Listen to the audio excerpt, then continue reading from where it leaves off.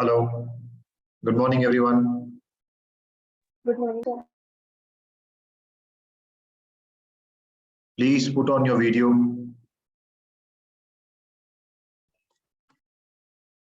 रेखा madam, good morning. रेखा madam, अगर किसी का वीडियो ऑन नहीं होता है, ये मैं नहीं देखूंगा, आप उनको वेटिंग रूम में डाल दीजिएगा। हाँ sir. And do not allow them till the time they put on their video. कोई एक्सक्यूज मैं अलाउ नहीं करूंगा। Okay sir. चलिए, so good morning guys, we start with our session today. Now this is something that we had done I think last to last Sunday, where we were talking about data sufficiency, and data sufficiency को हमने discuss किया था, उसका पूरा theory किया था, and we had some problems to solve. So I think we did only 4 of them, and then rest we couldn't do because time was up for the class. So today I plan to discuss those problems. In case you have done them already, that will help us to gain some pace. But in case you have not, then no worries, we will do right now. अभी हम करेंगे उनको और वो discuss करते चलेंगे और वो problem solve करेंगे. And then I will move on to data interpretation.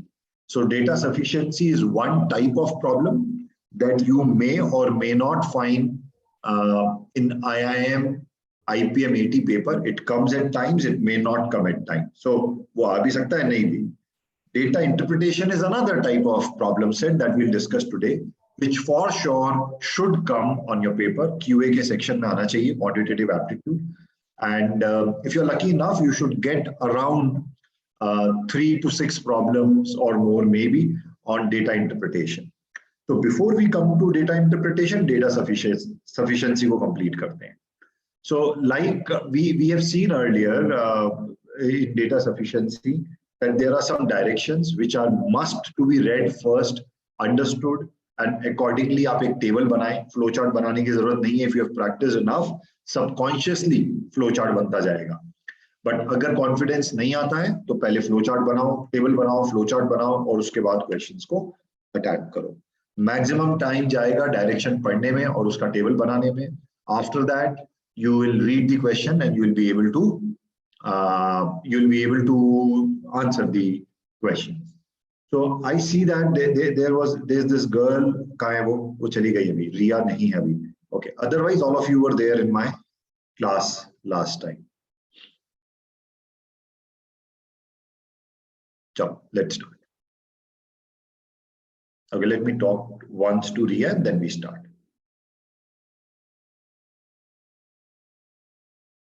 So Riya, you were not there in my last class. Last means आज से 14 days पहले, so which is like 2nd October, you were not there, where we did data sufficiency. Yes. We plan to continue. Sir, I had my semester exam. Yeah, Sir, so I had my semester exams. Yeah, I So understand. I couldn't join. नहीं कोई बात नहीं. So I'm not asking you क्यों नहीं थे, but आप थे नहीं तो उसका अभी ये session पे impact कैसा आएगा? That we'll do some problems from that session, Riya. Try and follow as much as you can, but ideal case में go for a 30 minutes one-on-one doubt solving session, request at your branch and let that be planned, and then you will be able to handle these problems better. So we will conclude what we started on 2nd October and then Okay, we go sir, for I'll even watch the last lessons. you can also watch the video, and if that helps, then you don't have to go for the session, and if video watching doesn't help, then go for the session. कम से कम एक 30 minutes का. ठीक है, चलो. Okay, so we start with data sufficiency. तो पहले ये समझते हैं how many of you have done those problems. कुछ if I see in your book there were 20 problems in classwork. How many have done them? Aditya, here we start with you. करके आए हैं आप? No sir. Sorry? No sir, I have not done it. No. Karmanya? Yes. Rita Kothari? No, sir. No. Pahi? A bit. Sorry, a bit. Some questions I've done, some of them. You have done some of them. Okay. Nishigar? No, sir. Manya? No, sir. Adesh? No sir. Tanvi Maheshwari, have you completed exercise 22? No, sir. No, sir. तो मैं आपको ये बता देता हूँ कि हम जिस एग्जाम की तैयारी कर रहे हैं ना guys, which is called IIM, 25,000 बच्चे बैठते हैं, 160 सीट है, अब 150 सीट हो गई है। आपके लिए अगर जनरल कैटेगरी में हो तो आपको 70, 75, 70, 75 सीट्स में के लिए वर्क करना है। और 2 हफ्ते में हमसे 15 सवाल नहीं हुए, 20 में से 15 आपको करने थे और आप वेट कर रहे हैं। तो IIM की तैयारी तो आप लोगों से नहीं हो रही। If you are in 11th and if you think कि अभी तो 1 साल पढ़ा है, लेट मी टेल यू, वो 1 साल भी ऐसे ही पास हो जाएगा। जब 2 हफ्ते में 14 सवाल नहीं हुए तो 1 साल में क्या कर लेंगे आप लोग।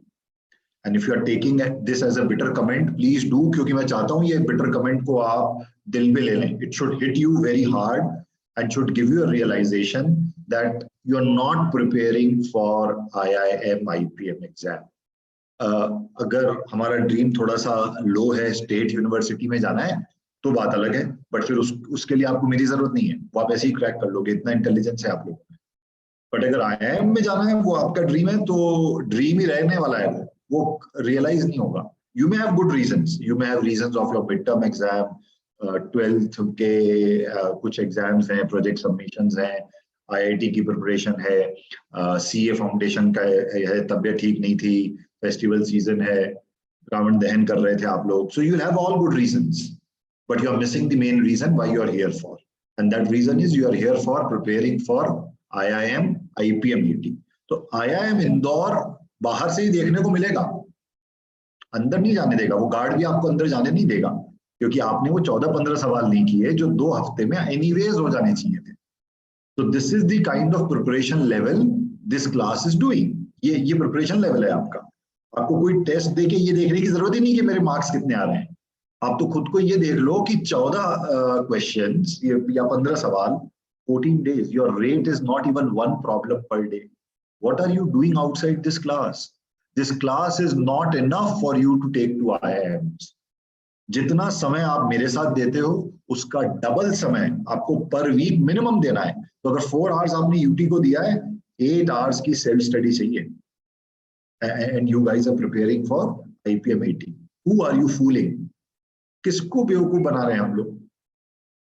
तो very sad, very sad story, very sad story. ठीक है, तो अब क्या कर सकते हैं, नहीं किया तो नहीं किया, आगे बढ़ते हैं। बट मैं तो ऐसा नहीं कर सकता आपके जैसे कि नहीं किया तो उसको छोड़ देते हैं। तो चलो भाई, so what we will do is हम ये क्वेश्चंस करना चालू करते हैं। और मुझे लगा था हम ये फास्ट कर लेंगे, कुछ तो लोग ऐसे होंगे जो करके आए होंगे। अब आपको ये सब मेरी बातें ज्ञान लग रही होगी, बट एक और ज्ञान की बात, अगर आप में टैलेंट है, जो कि आप में से ज्यादातर के पास है, because this is a very good class, मेरा इंटरेक्शन बहुत अच्छा था लास्ट टाइम, बट अगर डिसिप्लिन नहीं है, talent without discipline is just like a spark on in a pan. You are only a fan, momentarily आएगा बस स्पार्क और फिर गायब हो जाएगा। टैलेंट विदाउट डिसिप्लिन तो बहुत मुश्किल रहा है आगे। चलो भैया, तो कमिंग डाउन टू, मैं क्वेश्चन 5 को छोड़ता हूँ। I think there is some issue. हमने 4 तक कर लिया था, राइट? कितने कर लिए थे? 4। तो चलो आगे बढ़ते हैं। हम आते हैं क्वेश्चन नंबर 6 पे, और उस पे जाने से पहले, हाँ जी, yes Riya. Sir, which exercise is it? Okay, so जब कोई क्लास मिस होती है आपकी, when you miss a class, and I'm in a very bad mood today, so when you miss a class miss होने के बाद what do? You leave it forever? पता करने की कोशिश की कि 2 अक्टूबर को क्या डिस्कस हुआ था क्लास में? पता किया था आपने रिया? No, sir. क्यों? No, sir. 15th को ही एग्जाम्स खत्म हुए and वही मैं बोल रहा हूँ, मतलब आप एग्जाम में इतना बिजी थे कि कोई क्लास मिस हो गई तो आपने वो 15 मिनट का समय निकाल के बात करने की कोशिश नहीं की किसी से कि क्या मैंने मिस किया, and you are telling you were busy in exam. Sorry. तो this is the kind of, ये ना, ये सारी चीजें बताती है what is your intent level. This is not the right intent. जब आप जो एग्जाम की तैयारी कर रहे हो, दिस इज कॉल्ड मैनेजमेंट। आपके बॉस को आप लोग ये जवाब दोगे कि I was doing 1 job at a time? You will be handling multiple jobs, and can you से कि मैं वो वाला काम इसलिए नहीं कर पाया क्योंकि मैं कुछ और कर रहा था? So we are on chapter number 22, book 2। Chapter 22 book 2 में है हम लोग। Do you have book 2 access with you Riya? चलो, फॉर्चुनेटली तो चैप्टर 22 में है हम लोग, चैप्टर 22 का क्लास वर्क 22 है ये। क्लास वर्क 22 में कुछ डायरेक्शंस हैं। चलो क्विकली वो डायरेक्शंस देखते हैं। मुझे एक बार बता दो वो डायरेक्शंस क्या है, तो मैं यहाँ पे लिख लेता हूँ। क्या डायरेक्शंस को हमने कैसे टेबल में नोटिफाई किया था? यू विल मार्क ऑप्शन 1 कब, या ऑप्शन 1 या ए जो भी है, when will you mark this, क्या होना चाहिए?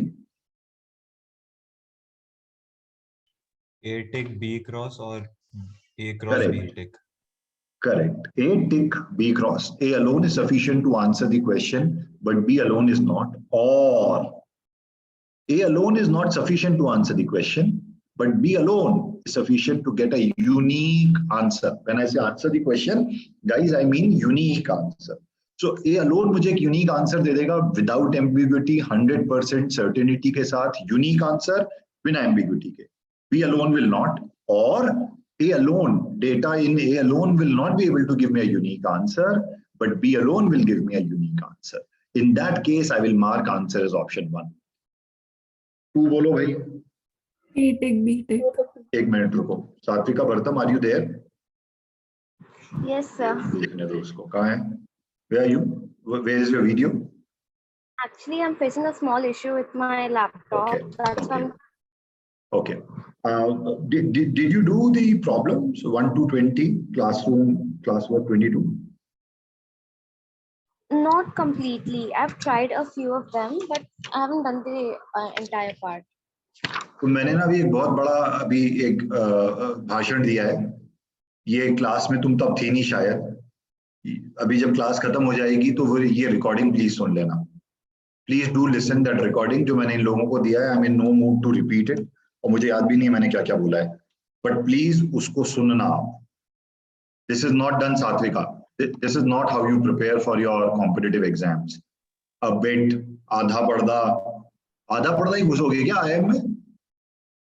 I don't know what does that mean, but चलो, so we go back.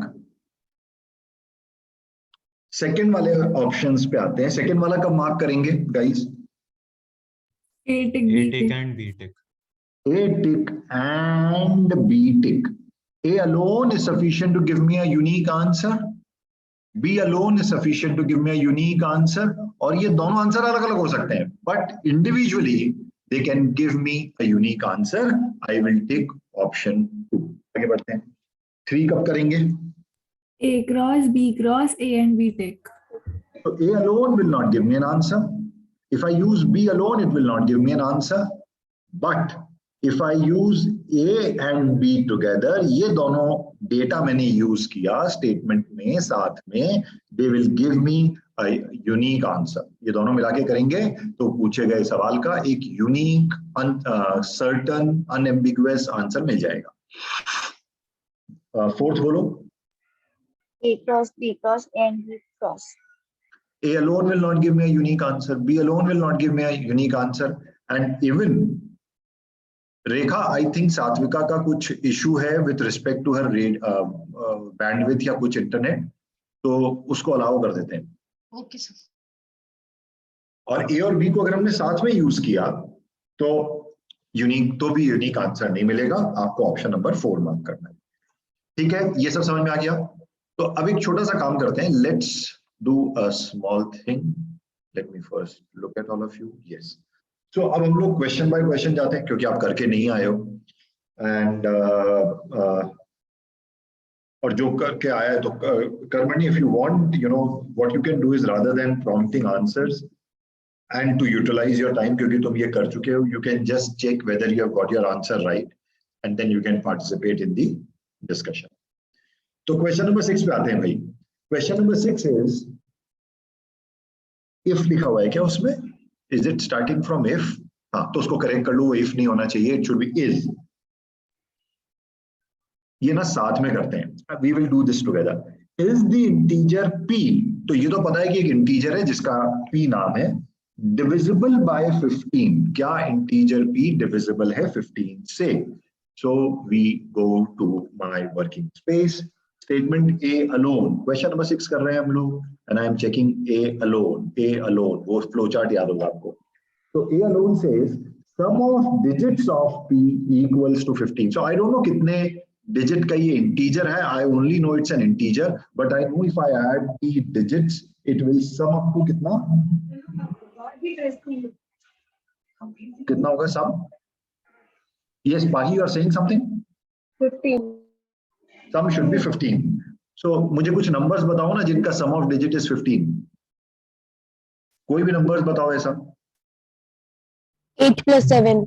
So 70. 8 plus 7. 85. मान लो मेरा नंबर है 87, है ना? P का एक वैल्यू 87 हो सकता है, because it says statement A alone says sum of digit of P is equal to, तो एक नंबर, एक possibility है P के लिए 87. Now coming to question, is P divisible by 15? Answer क्या मिलेगा? No.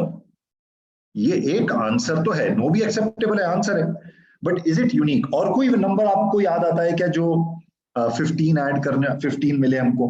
96. 96. 96 divisible by 15? नो. अभी तक तो ये कॉमन आ रहा है आंसर. और कोई नंबर पॉसिबल है क्या भाई? Aditya Iyer. So we can use more than 2 digits also, like it can be a 3 digit. So are you asking me or you are informing me? Riya. Sir, 180. Sir, Sir, 180. I'm asking, is it allowed? अब मुझे Sir, तुम I'm बताओ. asking. हाँ तो रिया, मेरा ये सवाल तुमसे है. This is what I am also asking. बताओ. So let's read the question. Riya read करो क्वेश्चन को. Is the integer p divisible by 15? 15. अब आपने मुझसे पूछा कि सर इसमें 2 ही डिजिट होंगे क्या? अब मुझे बताओ, गिवन क्वेश्चन में वो इंफॉर्मेशन से हम बोल सकते हैं क्या 2 ही डिजिट होंगे? नहीं बोल सकते. नहीं बोल सकते ना. वो 15 डिजिट का भी नंबर हो सकता है एंड एवरी डिजिट इज 1. ये भी तो पॉसिबिलिटी है. वो 3 डिजिट का भी नंबर हो सकता है, वो 5 डिजिट का भी नंबर हो सकता है. So the answer to your question is, since it is not mentioned, I cannot assume कि मेरा P जो नंबर है वो 2 डिजिटेड है. ओके. हाँ, so this is a good question. You cannot assume this. ये गलती मत करना. और कोई नंबर पॉसिबल है क्या जिसके डिजिट्स का सम 15 होगा? 156. 156. 6 plus 5 11 and plus 1 12. कहाँ गए 3 नंबर और? 156. Sorry, I said wrong. It's 158 or 9. 8. 150. 195. 150. हाँ, 195. ये इंटरेस्टिंग नंबर है, इसको लेते हैं 195. देखो भाई, तो क्या P 195 हो सकता है? तन्वी महेश्वरी, कैन P भी 195? सम ऑफ डिजिट्स 15. बोलो. Yes, sir. यस, पॉसिबल तो है. क्या 195 15 से डिविजिबल है मान्य? Yes, sir. Yes, because 15 into 10 is 150. 15 into 12 is 180. 15 into 13. ये डिविजिबल हो रहा है. आंसर आता है yes. Are you getting a unique answer? No. आदेश, कभी तो आंसर yes होता है, कभी आंसर no होता है. P कभी तो 15 से डिविजिबल हो रहा है, कभी डिविजिबल नहीं हो रहा है. स्टेटमेंट ए ने सिर्फ इतना बोला कि डिजिट्स का सम 15 होना चाहिए. So is A alone sufficient guys? Preeta Kothari, No, sir. तुम्हारे भी वीडियो में प्रॉब्लम है कुछ? बी पे आते हैं. No, sir. Background disturbance. Let's come down to B. Is B alone sufficient? क्या बोलते हो? What does B say? The unit digit of P is 6. जितना भी बड़ा नंबर होने दो P, इसका यूनिट डिजिट 6 है. Is P divisible by 15? बोलो, what do you guys say? Is B alone sufficient? मेरा क्वेश्चन ये नहीं है कि वो डिविजिबल है कि नहीं, मेरा क्वेश्चन ये है कि क्या B alone sufficient है? Yes, sir. No, sir. How many of you say no? How many of you say no? You can raise your hand. मैं सबको देख रहा हूँ अभी. Okay, Nishi says yes. ये no. B alone sufficient नहीं है. Riya says B alone sufficient. So Nishi, we talk to you. Lower your hand and let's talk. तो B क्या बोल रहा है? Unit digit is 6. If unit digit is 6, can this number be ever divisible by 15? Not No. definitely, sir. Never. अगर ये number का unit digit 6 होने वाला है तो ये नंबर जीवन में कभी भी 15 से तो डिवाइड होगा ही नहीं. और अगर ये नंबर कभी 15 से डिवाइड होगा ही नहीं तो मुझे एक यूनिक आंसर मिलेगा, is p divisible by 15? Answer is no, it is never. There are no cases possible, so b alone is sufficient. क्योंकि अगर किसी नंबर को गाइस 15 से डिवाइड होना है, डिविजिबिलिटी रूल से number should be divisible by 3 and 5. आखिरी में अगर 6 है तो शायद 3 से डिवाइड हो जाए, 5 से तो कभी डिवाइड नहीं होने वाला वो, तो पक्का 15 से कभी डिवाइड नहीं होने वाला वो. तो पक्का with this statement alone I can answer the question that is asked, is p divisible by 15? I'll always get a unique answer which will be no, sir. No is as acceptable an answer as yes. So answer to this particular question is, bolo kya? 1. 1. A tick B cross, ulta, A cross B tick. Got it? Aadesh, question number 7, 8, ये 2 सवाल आपको करने, पूरे 2 minute का समय है आपके पास. Question number 7 ज्यादा देता हूं मैं, take 3 minutes. Question number 7 and question number 8, we discuss them together guys. चलो करो.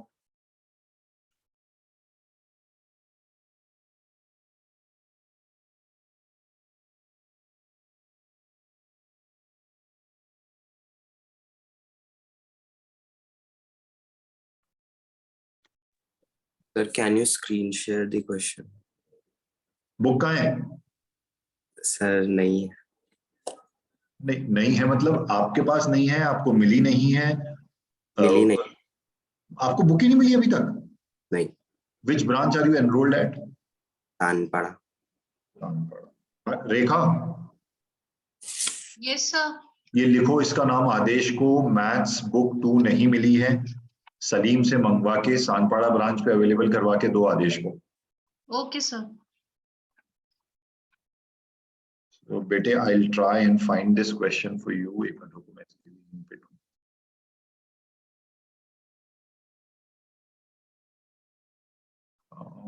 क्या है ये? 7 and 8. देखो मैं तुम्हारे लिए कोशिश कर रहा हूं to do this screen sharing.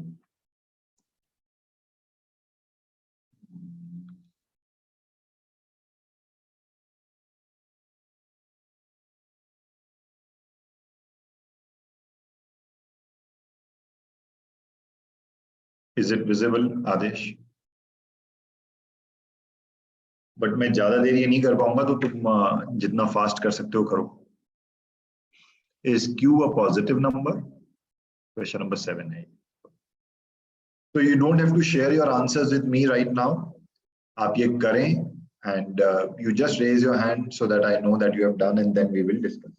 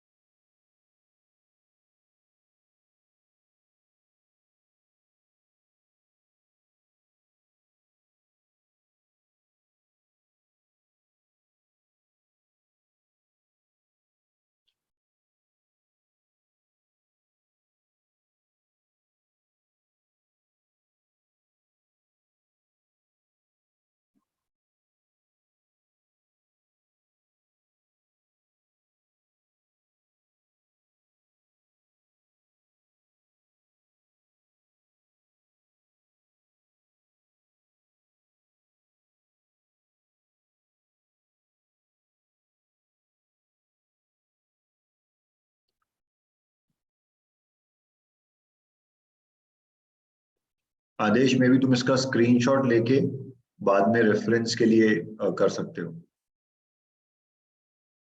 Okay.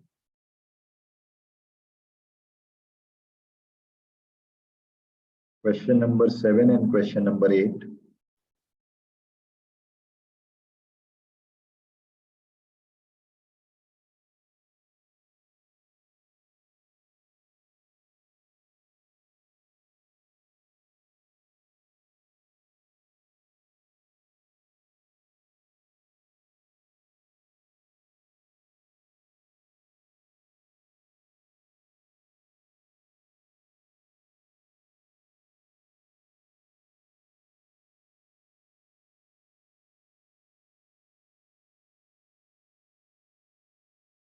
Done. Shall we discuss?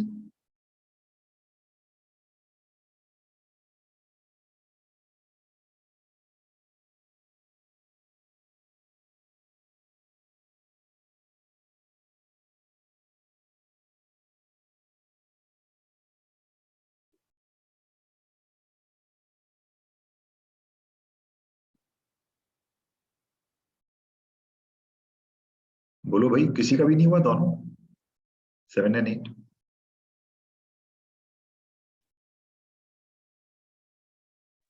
Sir, done. So Riya, Aditya, done. Okay. Pahi Upadhyay, what happened? तुमने तो किया है ना? You said some problems you have done. Yes, sir. तो ये किया है आपने दोनों? Yes. ओ, तो कर लिया है, तो बोलो ना हो गया है. Okay, Satvika done. Nishi, Manya, Tanvi, Adesh, Pritha.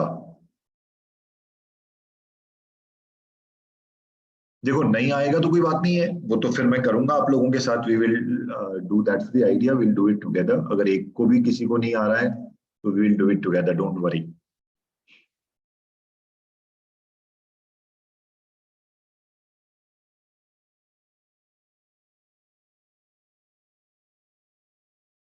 Okay okay okay. So I think now is the time when we can start discussing this. Ms. Kothari, आप हमको बता देना जहां पे आपको समझ में नहीं आए. So we come down to, you can lower your hand guys, thank you. 7th वाले पे आते हैं. Let's come down to the 7th one first. So let's keep it as an open house. क्या आंसर है 7th वाले का? 4th. Sir, D. Answer is option D. Option D is correct. And option D is the 4th one, which says A alone cannot answer the given question. B alone cannot answer the given question. A and B together also I am not able to get a unique answer. Answer is D. अब मुझे बताओ किसका ये नहीं आया? Who wants me to solve this? 7th का answer is D. अगर सबका D आ रहा है, we'll go ahead. नहीं आ रहा है, I'm there. We will solve it. Anyone? तो शर्माना बना क्लास में, क्योंकि यहाँ नहीं पूछा तो फिर पूछने का अपॉर्चुनिटी नहीं मिलने वाला है. So can I go ahead? Can we go to the 8th one then? So all of you have got this right? Wow, Adesh. Wow, that's interesting. 8th one पे आते हैं. बोलो 8th. C. Announce करो. हाँ? A, B, C, D. Riya, you said C. Option C. C for cat. Okay. Any other option, guys? C आ रहा है answer. रिया का, मेरा नहीं. Any other option? C is, A alone is sufficient to answer the question, and B alone is sufficient to answer the question. Riya? Oh, okay. Any other answer? Yes. A alone is not sufficient. B alone is not sufficient. A and B together are sufficient. So answer आ रहा है option B. Yes. Same, option B. Same, option B. So एक C है और एक B है. Any other answer, guys? I think it's neither of them are sufficient. A, 4th one. Fourth one किधर है? A. So A, B, C में fight है. A, B, C. Let's see. So we go to my whiteboard right now. And before we do that, Manya, please unmute and read the problem loudly. हम सबके लिए पढ़ो इसको जोर से. How many chocolate bars 2 inches wide and 4 inches long can be packed into a carton C? Statement A, the inside dimension of carton C are 8 centimeter by 12 centimeter. Statement B, the width of the carton C is equal to the height and 3/4 of the length. Okay, thank you. So guys, this question, if you see, they are asking how many chocolates you can place into a carton. And this is a 2-inch wide, 4-inch long chocolate that needs to be placed into a carton C. How many chocolate bars can you place? 2-inch wide and 4-inch long chocolate bar. Statement A कुछ दे रहा है, dimension B कुछ दे रहा है. Answer निकालने मत बैठ जाना कि कितने चॉकलेट बार्स हैं. आप अगर ये टेंड टूवर्ड्स आंसर करने लग जाओ कि हाँ आंसर आ जाएगा, सारे वैल्यूज मुझे पता हैं और ये कुछ ना कुछ आंसर आ जाएगा, बस वहीं पर रुकना है अपने को। तो we start with option C. किसका आया था? रिया। तो Riya, we start with you. मैं मेरे व्हाइट बोर्ड पे जाता हूँ and we start with statement A alone. A alone says the inside dimension of carton C are 8 centimeter by 12 centimeter. तो पहली चीज तो चॉकलेट जो है वो इंचेस में है और ये सेंटीमीटर में है, बट कन्वर्जन अभी करने की जरूरत नहीं है. If I look at A alone, I know, sorry, pen use किया, तो I know कि एक कार्टन है जिसका इनसाइड डायमेंशन कुछ दिया हुआ है and that is 8 by 12. Let's say this is 8 and this is 12. But how many chocolates I can place will depend upon कि ये कार्टन का हाइट क्या है. ये कुछ ऐसा सा कार्टन बनेगा. अगर मान लो ऐसा कार्टन बन रहा है तो मैंने थोड़ा सा गड़बड़ बनाया है, तो 12 ये नहीं है, हाँ वो भी ले सकते हैं, या ये 12 है. तो इनसाइड डायमेंशन 8 by 12 है, ये 8 by 12 है गाइस. इससे मुझे हाइट नहीं पता तो आई कैन नॉट नो कि मैं इसमें कितने चॉकलेट्स प्लेस करूंगा. ठीक है ना मान्या? क्योंकि मुझे कार्टन का हाइट पता नहीं है, तो A alone can not give me a unique answer. बोलो Riya. Riya, you there? Yes, sir. So A alone नहीं, मैं आपका ही ऑप्शन डिफेंड कर रहा हूं सबसे पहले. Coming down to B alone, now you help me. You are saying B alone is sufficient, right? A cross B टिक है ना, तो B alone लेते हैं. Width of carton C is equal to, so width of carton C is equal to height and 3/4 of length. But what is height and what is length is still not known, guys. ये अभी भी नहीं पता है अपने को. Height क्या है और लेंथ क्या है अगर मैं बी अलोन यूज करता हूं तो. तो ए अलोन नहीं आंसर दे सकता, बी अलोन आंसर नहीं दे सकता. बोलिए, इसमें कोई डाउट है क्या? All of you agree? Because option B tells me that width has some relationship with height and length. That relationship is given. What is value of H and L? I don't know. तो मैं नहीं निकाल सकता. आगे बढ़ते हैं. Let me combine A and B together. So अब हम लोग आते हैं Aditya Iyer. You have to unmute and defend your option. Sir, it is a simple reason because chocolate का height नहीं दिया. अगर chocolate, if the chocolate is 100 inch, so how does it matter? Box का size क्या है? If they are not given a dimension, so I think both statements are useless. Chocolate का height नहीं दिया. चॉकलेट बार क्या दिया है? इतना विड्थ है और इतना लॉन्ग है. विड्थ और लॉन्ग दिया है. मैं ये नहीं बता पा रहा हूँ कि हाँ. I think this is a interesting observation. सही बोल रहा है ना ये, क्योंकि चॉकलेट का विड्थ दिया है और वो कितना लॉन्ग है वो दिया है. थिकनेस नहीं दिया है चॉकलेट का. I think what he is saying is thickness is not given. So even if I combine A and B, I may know the height of the box since I don't know thickness of the box. तो जब मैं box का volume divided by one chocolate का volume करूंगा, which I am not able to find क्योंकि उसका height नहीं दिया, थिकनेस नहीं दिया, I will not know number of bars I can put. I think he is making sense. बोलो कर्मण्य Nishi. Sir, we are only assuming it from does the make point sense. of view of the box. हम chocolate के बारे में सोच ही नहीं रहे. हाँ, मगर मैं आपको एक बात बताता हूँ आदित्य, आपका ऑब्जर्वेशन सही है और इसलिए हम ऑप्शन ए लेंगे. बट मुझे लगता है ये क्वेश्चन में ऐसा नहीं होना चाहिए, बिकॉज जब क्वेश्चन पूछा गया है और एक पर्टिकुलर डेटा नहीं है. बट अभी के लिए your argument is taken Aditya. Answer will be option A alone can not and B alone can not, A and B together cannot. ठीक है? I take that argument because that thickness is not given. Even if I know height of box, I'll never be able to give you, because ये कैसे निकालते हैं? You will say let the volume of bar is x, let the volume of box is y. Y divided by x is equal to number of bars you can keep.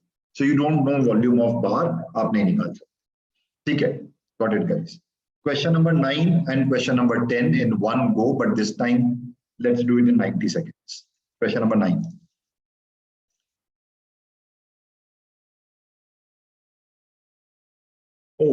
Question number 9 हम लोग साथ में करेंगे. And I will want Satvika to solve this together. Unmute करो Satvika. Read the problem, we solve it together. Question number 9. What are the values of x and y? Yes. Statement A. 3x plus 2y is equal to 45. रुक जाओ.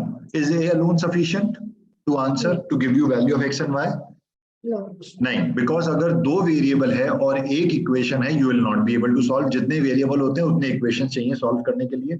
A alone is not sufficient to give me x and y का value. Similar logic B में लगाओ. If B alone is given to me, मैं x और y का value नहीं निकाल सकता. एक इक्वेशन है, दो वेरिएबल है, तो मैं दोनों कंबाइन करूं. So two Statement equations, A- two variable. बोलो. Statement A and statement B are the same thing. They're just Statement divided A by 2. and statement B are same. Statement A को 2 से divide करो. You will see you get statement B. तो basically statement A और B same है, कुछ भी change नहीं है उसमें. It's the same equation given to you, है ना. उसका एक मल्टीपल है वो. तो because you have only one equation and two variables to work out with, to find unique value of x and y is not possible. Answer is option 4. I mean option D. Tanvi Maheshwari आ गया समझ में? तो ये तो बहुत simple सा था.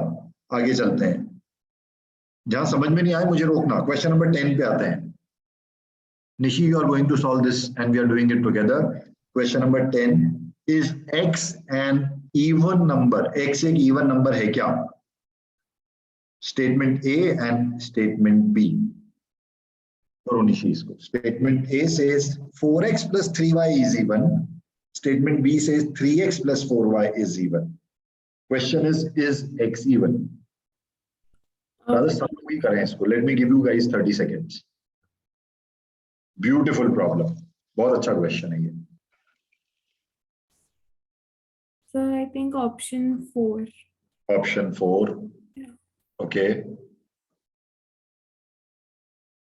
I'm waiting for others. इसमें अनाउंसमेंट इज अलाउड. आपको जहां जो लगे आप अनाउंस करो, जो भी आंसर आता है आपका. अभी मेरे पास ऑप्शन 4 चल रहा है. Any other option is answer. Same option 4. Same option 4. A alone भी नहीं, बी अलोन भी नहीं, and together also they can not. ठीक है, ठीक है.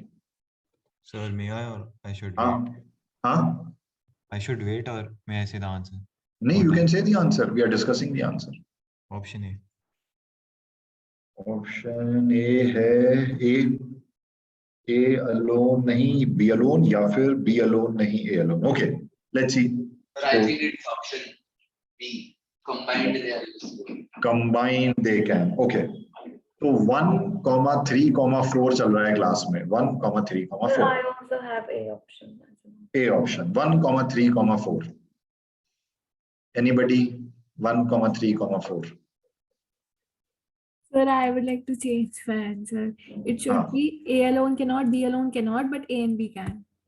तो मतलब 3 हो गया ना ये. Yeah, 3. हाँ, but still 1,3,4. ये 3 आंसर आ रहे हैं इस क्लास से, इस पर्टिकुलर क्वेश्चन के. तो मैंने सही कहा था, ये क्वेश्चन बहुत अच्छा है.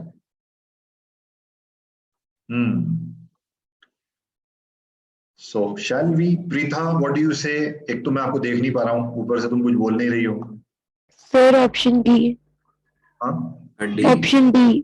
Option D, which is again fourth one. A alone cannot, B alone cannot, together cannot. अच्छा, ठीक है. तो 1,3,4 में फाइट है. All of you agree कि आंसर 2 तो नहीं है, which is A alone and B alone, है ना. पाही Upadhyay, what do you say? Sir, 4. Fourth. ठीक है भाई, तो इसको करते हैं. क्वेश्चन क्या है पाही? What is the question that we have to answer? Is x an even number?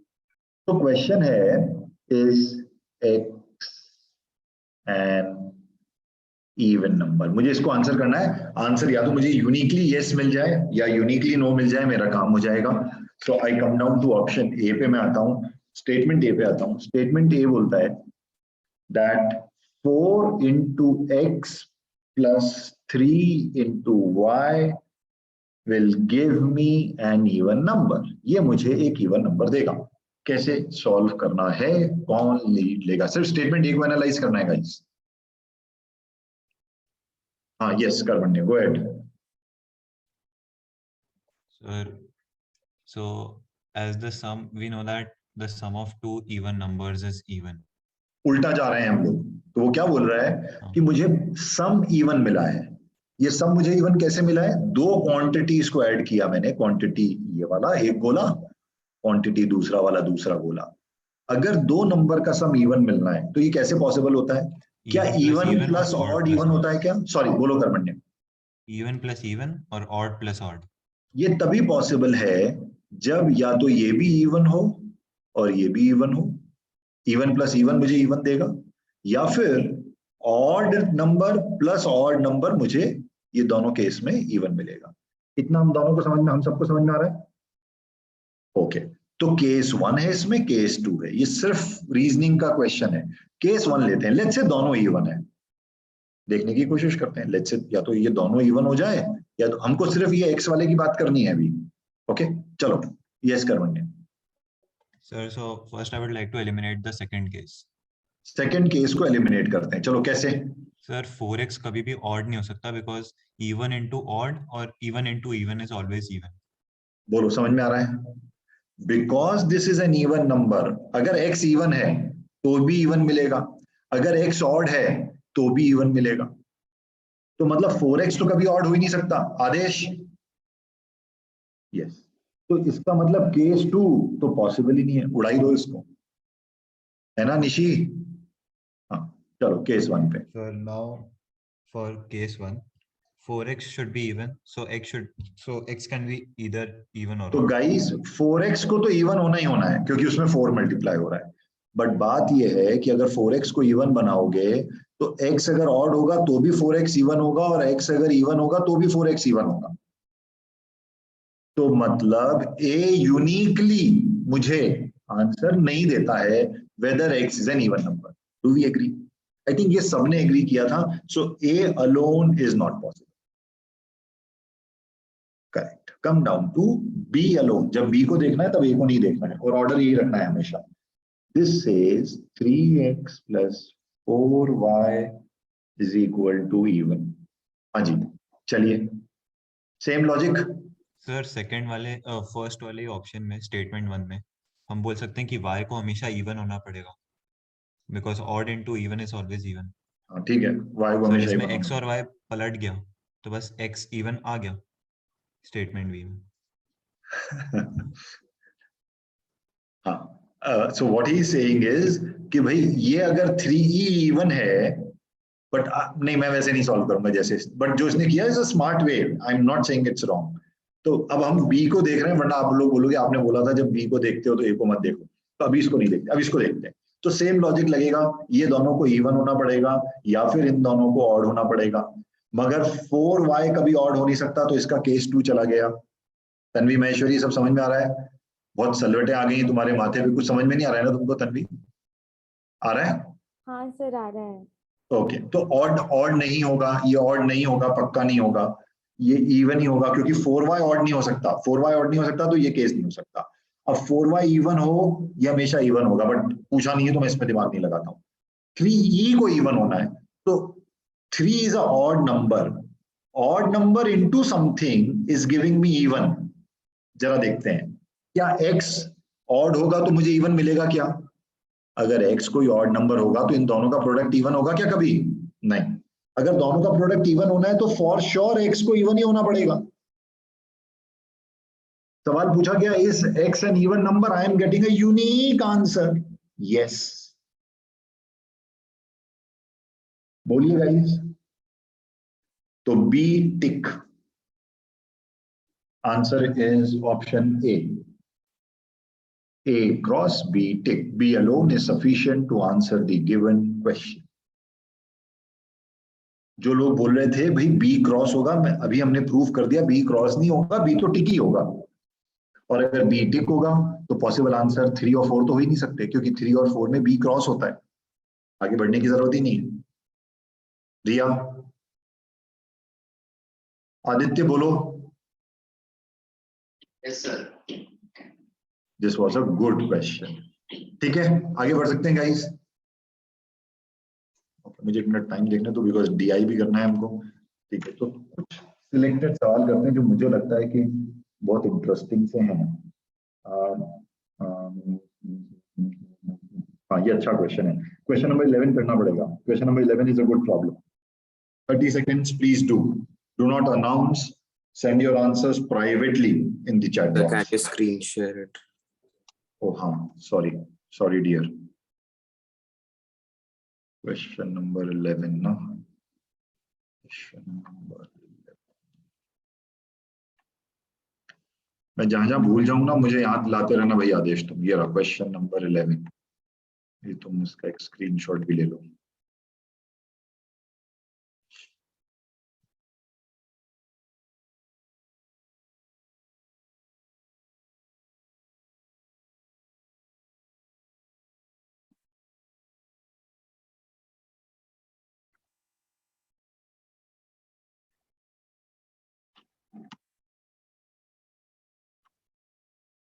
मैं ना थोड़ा सा मेथड चेंज कर रहा हूँ गाइस, ये ऐसे नहीं होगा. सो 11 to 15 आपको सॉल्व करना है. 5 सवाल करने हैं आपको and you guys get 5 minutes. 5 minute में I start the discussion. So it is 12:18 by my watch. 12:23 पे I do the discussion. Please solve 11 to 15. जितने कर सकते हो करो and then we will discuss.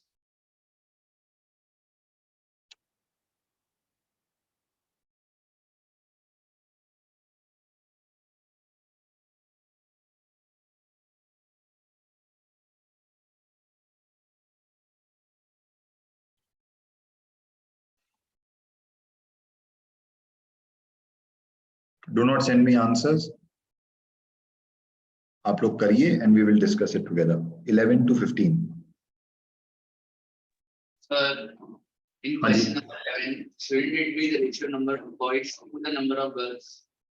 वो question समझ में नहीं आया. What is the ratio of number of boys and girls in a school? Number of boys and girls are natural numbers. Ratio पूछ रहे हैं boys to girls? Boys to girls है ना वो. It's boys to girls, right? Yes, boys to girls. Correct. Because वो लिखा नहीं होता. Okay. तो आदित्य अगर वहां पे लिखा नहीं होगा और ऐसा होगा तो ऑर्डर जिसमें डेटा दिया गया है आपको वो ऑर्डर रेशो का अज्यूम करना है. The order in which data is asked or given. So what is number of ratio boys to girls? Ratio होगा boys to girls का ही. उसी ऑर्डर को फॉलो करो.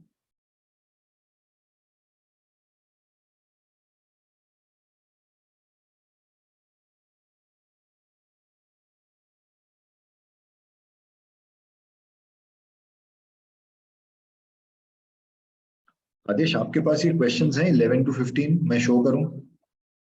सर मैंने पहले लिया. ओके. 11 to 15 तो तुमने 13 तक लिया होगा और ये 14th और 15th है.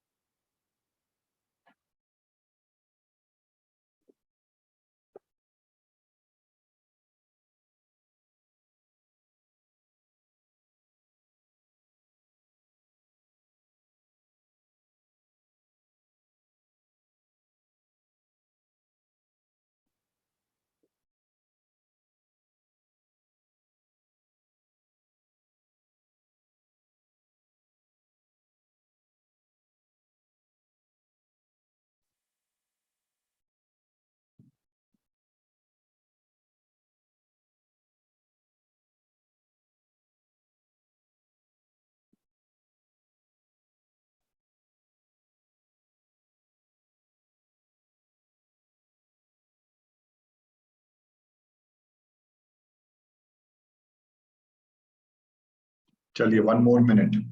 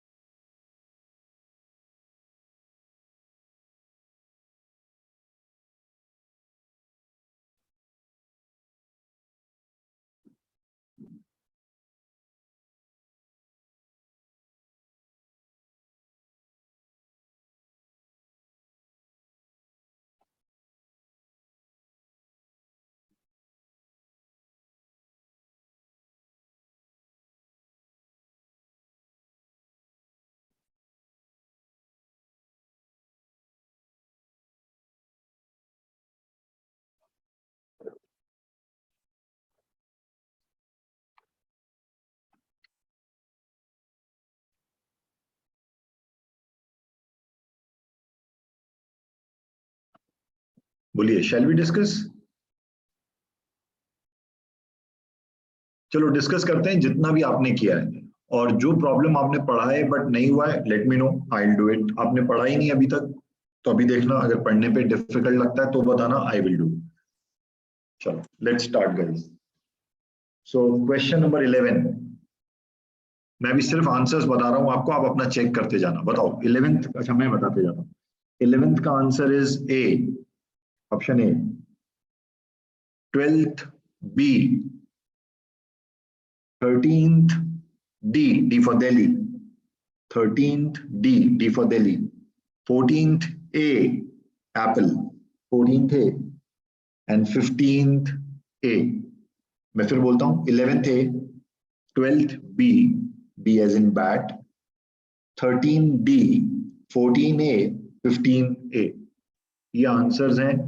अब सबसे पहले आते हैं क्वेश्चन नंबर 11 में. Is there anyone who wants me to discuss question number 11? Okay, come down to question number 11. बस अगर एक भी रिस्पॉन्स आया तो हम डिस्कस करेंगे. That is the rule. So it says, what is the ratio of number of boys and girls in the school? ठीक है, रेशो निकालना है. तो मैं मेरे व्हाइट बोर्ड पे, आप अगर वो देख रहे हो, मुझे निकालना है ratio of boys to girls. ये रेशो निकालना है. स्टेटमेंट ए पे आते हैं, ए अलोन पे आते हैं. ए अलोन क्या बोलता है? Number of boys is 40% more than number of girls. Satvika, why is this not a sufficient condition? Or is this sufficient condition? Sufficient data rather. This statement is not sufficient, and Why? that is because we do not know the total number of students. Because we won't let's be able say, to assess Nishi, it. number of boys is X. Number of boys is 40% more than number of girls. So ये let's say number of girls is X. ऐसा करते हैं. Girls X है, तो boys कितना हो जाएगा? 1.4x. Number of boys is 40% more than number of girls. तो 40% नहीं है, आप लोगों ने मुझे रोका नहीं. 40% नहीं है. Number of boys is 40 more than number of girls. तो अगर कुछ भी ले लेते हैं निशी, boy is X, तो girls कितना हो जाएगा? X minus 40. रेशो में लूंगा तो एक रेशो क्या आएगा? X upon X minus 40. मैं इससे डेफिनेट रेशो निकाल ही नहीं सकता. X का वैल्यू चेंज करते जाओ, हर बार रेशो चेंज होता जाएगा. X को 100 लो, 200 लो, 300 लो. So I'm not getting one ratio. A alone is not sufficient. Let's come down to B alone. Number of girls is 80% of number of boys. Number of girls is 80% of number of boys. So if number of boys is B, number of girls would be 80%, 0.8 of B. अब अगर मैं ratio निकालूंगा, B gets cancelled. 10:8 या 5:4 answer आ जाएगा. But 5:4 में मेरा कोई interest नहीं है. मेरा आंसर ये है कि मुझे बॉयज टू गर्ल्स का रेशो मिल जाएगा. B tick. A cross B tick. Answer is option 1. Okay.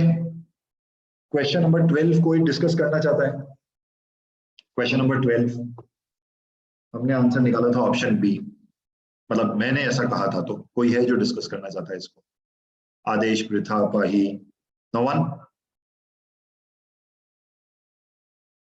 No one. So question number 13, if you want me to discuss question number 13, answer निकाला है option D.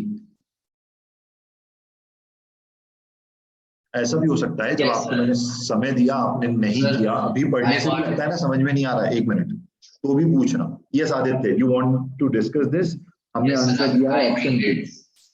I think it's 3. Like both are useful. Both are useful. Perfect. So let's discuss option 13. Why don't you read it, Aditya, once? How many marks did Armit Sinha obtain in mathematics? Statement A, Amrit.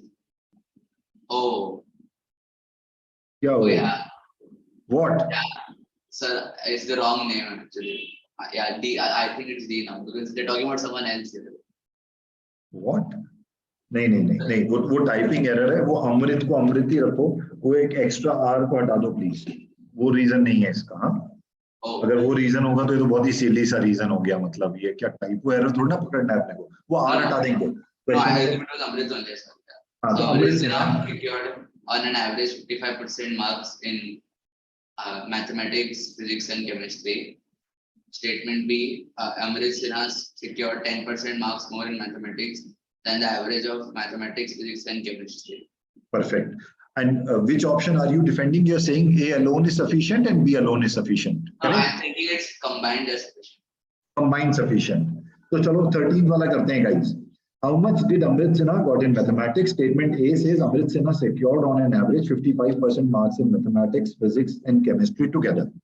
तो अगर हम ये समझेंगे तो देखो, तो physics, mathematics plus chemistry में option statement A को देख रहा हूँ। इसका average divided by total marks, marks in physics, marks in maths, marks in chemistry divided by total marks is equal to 0.55। ये इक्वेशन है हमारा।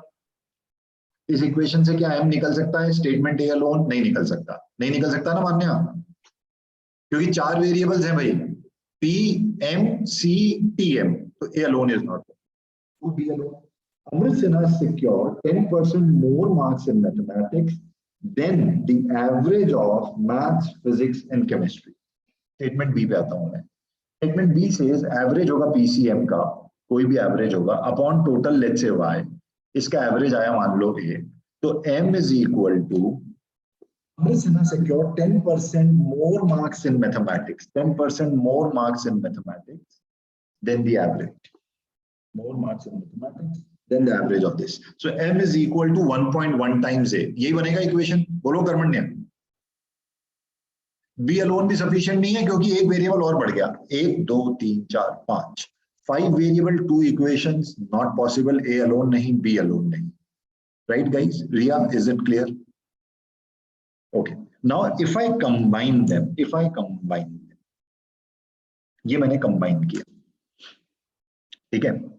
So what I get is I know B का value. What is A का value? Do I really know A का value? I really don't know A का value. Average marks मुझे पता ही नहीं है. Percentage पता है. Percentage में अगर चलना है तो. But how will you find out M का value, Aditya? Even if you combine these two. Percentage है, but the value of M, because they are asking how much did he score in mathematics. Yes, I assume the total mark was 100. Yes, and there where the catch was. You assumed per paper it is out of 100, Aditya. जबकि आपके board में ऐसा नहीं होता है, 80 mark का paper होता है। नहीं मालूम नहीं मुझे, मैंने ऐसे ही बोल दिया। 12 बोर्ड 80 मार्क का होता है ना शायद PCM। Yes, sir. हाँ, फिर तो अज्यूम कैसे कर लिया? गलत अज्यूम किया ना रिया उसने। जैसे तुमने अज्यूम किया था कि 2 डिजिट का नंबर होगा। राइट, चलो भैया 14 आंसर हमने ए अनाउंस किया था। Anyone who wants me to discuss 14 discuss करते हैं। आप लोग थोड़ी देर मुझे देखो क्योंकि आप बहुत देर से वो व्हाइट वाला देख रहे हो। हाँ, okay, Riya wants me to discuss this. Anybody else? अच्छा, आदेश ऑल्सो, ठीक है। तो हमने आंसर को अनाउंस किया है A. What are your answer guys? Riya, Satvika, Tanvi, आप लोगों के क्या आंसर आ रहे हैं? Sir, I was not able to do this. Okay, so we'll do it fresh. I go to my whiteboard क्योंकि इसके बिना ये नहीं होने वाला मुझे लगता है, तो मैं whiteboard पे आता हूँ. Who got this as A? कोई है जिसको A आया है option? Is X greater than Y? बहुत सिंपल सा क्वेश्चन है. Okay, मान्या है. ठीक है, मान्या, we'll start with you. मुझे बस एक सेकंड दो. Is X greater than Y? इसका आंसर यूनिकली या तो यस मिलना चाहिए या नो मिलना चाहिए, बिकॉज क्वेश्चन यस में तो कुछ यूनिक यस या यूनिक नो आता है क्या, हमको ये देखना है. That is my objective. We are talking about statement A. Yes Manya, go ahead. Statement A, ध्यान से देखना भाई, ये थोड़ा सा कंफ्यूजिंग हो सकता है. मान्या बताओ आपका लॉजिक. और जो न्यूमरेटर है, it has to be positive for the entire fraction to be greater than 0, right? मैं न्यूमरेटर लिखता हूँ. Not just the numerator, like either of the two have to be positive or both of them have to be negative.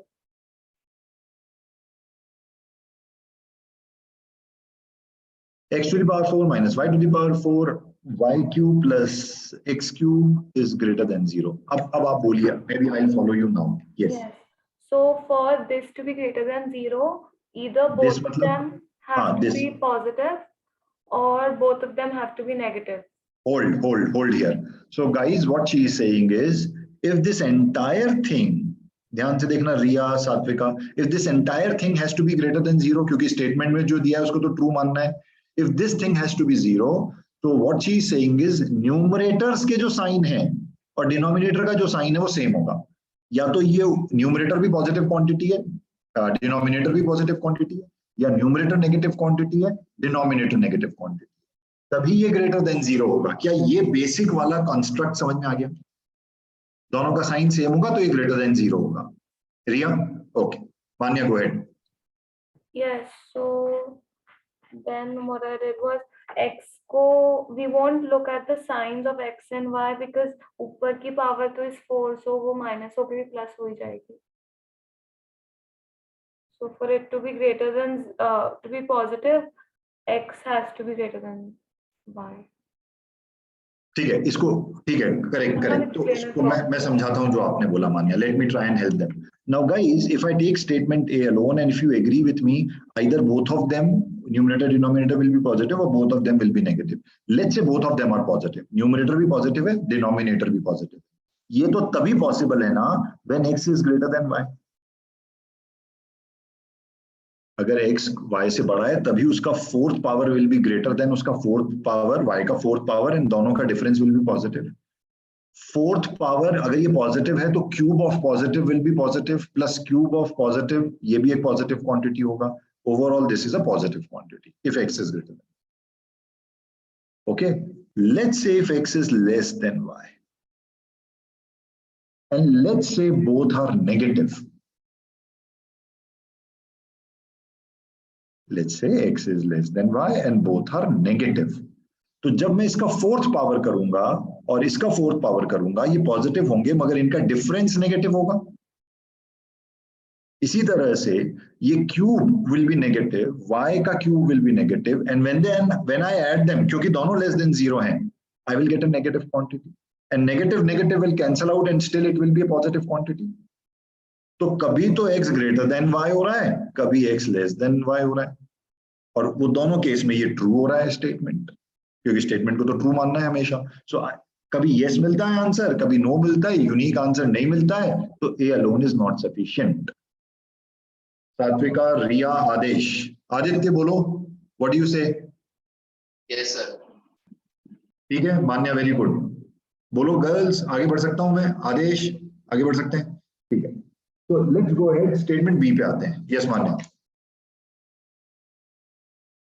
मेरा तो statement A से ही prove हो गया था, so I didn't move on to B. Sorry, I didn't move on to B because मेरा ए से ही prove हो गया था कि ए अलोन सफिशिएंट नहीं है. तो मेरा हो गया था. I missed मैंने वो दूसरी वाली कंडीशन ही नहीं देखी, मेरा फर्स्ट से, so I didn't move on to B. तो आंसर क्या पिक किया आपने, बताओ मुझे तो. अभी मैंने ए ही पिक किया, बट मेरा ए अलोन से हो रहा था. माय गॉड, तो ये तो कॉमेडी ऑफ एरर्स है। मतलब हमने तो ये प्रूव किया ना कि ए अलोन से आंसर नहीं आएगा। नहीं तुम भी तो वही बता रही थी अभी हमको। या नो, पर मेरा ए अलोन से आ रहा था। ओके, फाइनली आ रहा है कि नहीं आ रहा है? अब आ गया समझ। नहीं, बट ए अलोन तो सफिशिएंट नहीं है ना। नहीं है right. Yes Karmanya. Should I explain? अच्छा, एक्सप्लेन करना है, नहीं रुको। तो A alone is not sufficient guys, we come down to B alone. B alone says x cube minus y cube upon x to the power 4 plus y to the power 4, this is greater than 0। ये दिया हुआ है, same logic लगाएंगे। Yes Karmanya, go ahead. Sir वो denominator में y की power 4 हाँ, thank you. Sir the denominator will always be positive. Whatever be x y, भले x को पॉजिटिव होने दो, नेगेटिव होने दो, बड़ा होने दो, y से छोटा होने दो, डिनोमिनेटर हमेशा पॉजिटिव होगा गाइस, है ना निशी? डिनोमिनेटर तो पॉजिटिव होगा क्योंकि पावर इवन है, x का भी पावर इवन है, y का भी पावर इवन है। पाही उपाध्याय, प्रीता कोठारी, तुम दिखती नहीं हो तो मुझे बहुत टाइम लगता है तुम्हारा नाम ढूंढने में। ये क्लियर है Preeta? Yes, sir. Now since denominator is always positive, ये पूरा चीज is always positive, so Tanvi Maheshwari, this means what? This means what Tanvi Maheshwari? Denominator हमेशा positive होगा, ये पूरा हमेशा positive है, this means what Tanvi? This means you have not understood. This means what? So what is the conclusion here? कोई भी? x cube minus y cube That cannot the be number is greater than 0. x cube minus y cube will always be positive. अगर x cube minus y cube is always positive, मतलब x cube is greater than y cube. बोलो, अगर x cube minus y cube is always positive, तो x cube is greater than y cube. अब क्योंकि ये odd power है, भले वो पॉजिटिव हो x या नेगेटिव हो y या कुछ भी हो, x will always be greater than y. I am getting a unique answer. Yes. Is x greater than y? Yes. Is x greater than y? तो b हो जाएगा। A cross B tick. Answer is option A. This is a true IIM IPM 80 problem. True problem. ऐसा ही आता है जहां पे number systems का even odd, आप देखो अगर इसका बेसिस क्या इवन ऑड या पॉजिटिव नेगेटिव, ऐसा वाला बेसिस है। ऐसा एक क्वेश्चन बहुत हाईली लाइकली है, डीएस आया तो कुछ ऐसा आ जाएगा, और एक ज्योमेट्री मेंसुरेशन बेस्ड। ऐसे 2-3 क्वेश्चंस आ सकते हैं। ये समझ में आ गया सबको? आदेश बोलो, आप समझ में आया? 14th सात्विका, any doubt here bete? If you want to ask me something, please ask. No, this is clear. Okay, question number 15, the last one. What is the value of the 2-digit number? ये 2 digit यहाँ पे दिया हुआ है, it's a 2-digit number. What is the value?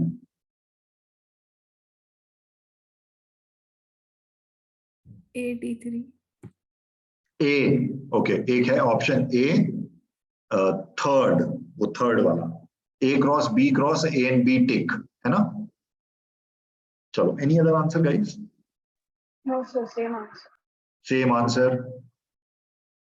So anyone who wants me to solve this, answer correct है जिसका भी ये आ रहा है, ऑप्शन A correct है इसमें। Anyone who wants me to solve this, what is the value of 2-digit number? Basically 2 equation बनेंगे, place value वाली इक्वेशन बनाना, let the number be x y, so your real number becomes 10x plus y which will be equal to 11 and so on, ऐसा कुछ करना। x plus y will be equal to 11, statement B में से a में से भी कुछ बना पाओगे, यू विल सी, दोनों कंबाइन करोगे तो नंबर निकाल पाओगे। Answer is a and b together can answer the question uniquely. Okay, But I didn't do it this way. so let's have your way. For the first thing, for the first statement, the number obtained by interchanging the digit is smaller than the original number by 63. So इसमें we don't have sufficient information to even analyze the number or maybe even x or y. Okay. Correct. So A alone is not sufficient. Yeah, and for the second option, the sum of the digit is 11. इससे हमें कुछ भी नहीं पता चल रहा है except पता चल रहा है एक इक्वेशन बन रही है x plus y equal to 11. If 2 digits of number are x and y, तो ये पता चल रहा है, बट और कुछ पता नहीं चल रहा। Yeah. So So now when I combine these two, I know that the sum of the digit is 11. So I made a list कि कौन से digits का sum is 11. So there came out to be 3 numbers. And then when I interchanged them, I got the number easily उससे. तो भाई जो मैंने बोला और जो आप बोल रही हैं उसमें डिफरेंस इतना सा है कि हम इक्वेशन बना के इसको सॉल्व कर सकते हैं। दूसरा है कि मेरे पास बहुत सारा टाइम अवेलेबल है दुनिया में, तो मैं हिट एंड ट्रायल कर रही हूँ। If I am the luckiest person, जो मैंने पहले 2 नंबर उठाए वो फिट हो जाएगा। If I am not that so lucky, तो शायद चौथा, पांचवा, द 10th आइटरेशन में help me. So what we are talking is same. If you make 2 equations, you see that there are 2 linear equations in 2 variable. You will be able to solve them simultaneously or by substitution, and you will get your answer. हमारा method same है, उसको हम देख अलग तरीके से रहे हैं। निशी, आपने 2 इक्वेशन बना के फिर उसमें नंबर्स रैंडमली पुट करके कोशिश की फिगर आउट करने का कि यूनिक मिलता है कि नहीं, और हम उसको साइमल्टेनियसली सॉल्व करके एक्स और वाई की वैल्यू निकाल। तो गाइस आई थिंक आज के लिए इतना बहुत है when it comes to DS. अगर आज टाइम बचेगा तो आई विल कम बैक, नहीं तो 16 to 20 के साथ आपको क्या करना है तो आपको पता ही है। If you are serious you will solve it. अगर आपको लगता है नहीं 2-3 साल में आईपीएम क्रैक करना है तो अगले साल एक और मौका है, तब कर लेना। बट अदरवाइज ये 5 सवाल अभी छोड़ते हैं। We will take a small break, but before we take a break we will do a small exercise and then we will go for a break. तो अब मैं जो काम करने जा रहा हूँ, मैं एक छोटा सा इंट्रोडक्शन दूंगा आप लोगों को डीआई का, डेटा इंटरप्रिटेशन का, और उसके बाद we will go for a break. So we are getting into, इसको कॉमनली डीआई बोलते हैं, data interpretation. Mostly, and you know this is a very important skill for any manager at junior level, mid level या senior level, to interpret the data, because basis the interpretation you will take some decisions. तो ये लोग check करना चाहते हैं कि आपको data interpretation आता है क्या। अगर मैं आपको ग्राफ दे दूं तो उसको आप अलग अलग एंगल से स्लाइस डाइस करके समझ सकते हैं क्या। उसमें से आपसे क्वेश्चंस अगर पूछे जाएं तो आप उनको इंटरप्रेट करके कुछ वैल्यूज निकाल सकते हो क्या। सो डेटा इंटरप्रिटेशन हम कर रहे हैं। डेटा सफिशिएंसी खत्म हो गया है, officially we come down to data interpretation. So as the name says, you will be given some data, and this data could be in any format. Data could be in table, a bar chart, pie chart, line graph, scattered graph, radar diagram. अलग अलग तरीके हो सकते हैं जो इस class में हम कभी ना कभी डिस्कस करेंगे। आज शायद वो सब कुछ डिस्कस नहीं करें, but we will do that. So we are talking about data interpretation. So I will always request you to ratify something called as BAT. BAT as in BAT, Basic Arithmetic Table. मैं चाहूंगा कि आप लोगों को हमेशा ये table याद रहे। This will help you solve questions quickly. This will help you save time because calculator is not allowed. This will help you come over the anxiousness that you will face when you will see the data. अभी सब proof कर रहा हूँ मैं। तो ये BAT क्या होता है, तो इसमें मेरी एक्सपेक्टेशन क्या है आपसे। My expectation is guys that you write number, let's say 1 to 20, 1 2 3 4 5 6, patience रखो मेरे साथ, ये मैं 20 तक लिख रहा हूँ। 9 10 11 12 13 14 15 16 17 18, ये थोड़ा सा ना शैबी लगेगा बट बहुत यूजफुल है। 20 तक नंबर्स लिखा आपने, ठीक है। अब किसी एक को वॉलंटियर करते हैं जो मुझे नंबर्स का क्विकली स्क्वायर ऑफ नंबर्स देगा। कौन करेगा ऐसा? Sir, I will do. हाँ, प्रीता कोठारी, चलो भैया 1 का स्क्वायर बोल दी जाओ। 1, 4, 9, 16, 25, 36, 49, 64, 81, 100, 121, 144, 169, 196, 225, 256, 289, 324, 361 and 400. ऐसे बच्चों से आपका कंपटीशन है। ये बच्चे आपसे शायद 2 मिनट ज्यादा बचा लेंगे उस एग्जाम में। जिनको नहीं आ रहा उनकी बात कर रहा हूं। और वो 2 मिनट में शायद वो 2 क्वेश्चन ज्यादा कर लेंगे। 2 क्वेश्चन ज्यादा करना मतलब रैंक में 2000 ऊपर चले जाना, बस इतना सा ही डिफरेंस है। तो अब आते हैं आगे। ये तो आपने ये कर लिया। अब इनका रेसिप्रोकल का डेसिमल चाहिए मुझे। ये कौन करेगा? रेसिप्रोकल का डेसिमल। देखें कितनों को याद है। देखो गलत होगा तो एनीवे हम लोग वर्चुअली है, आई डोंट बाइट। अगर हम फिजिकली भी होते तो मैं क्लासरूम में भी आपको बाइट नहीं करता अगर आप गलत बोलते। तो इसको फटाफट करते हैं।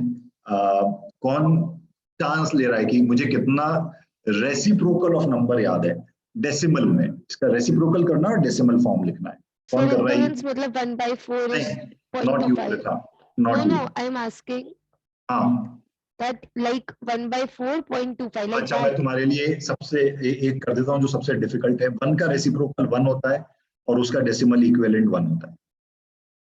ये मैंने सबसे डिफिकल्ट कर दिया। अब इजी वाले तुम कर लो।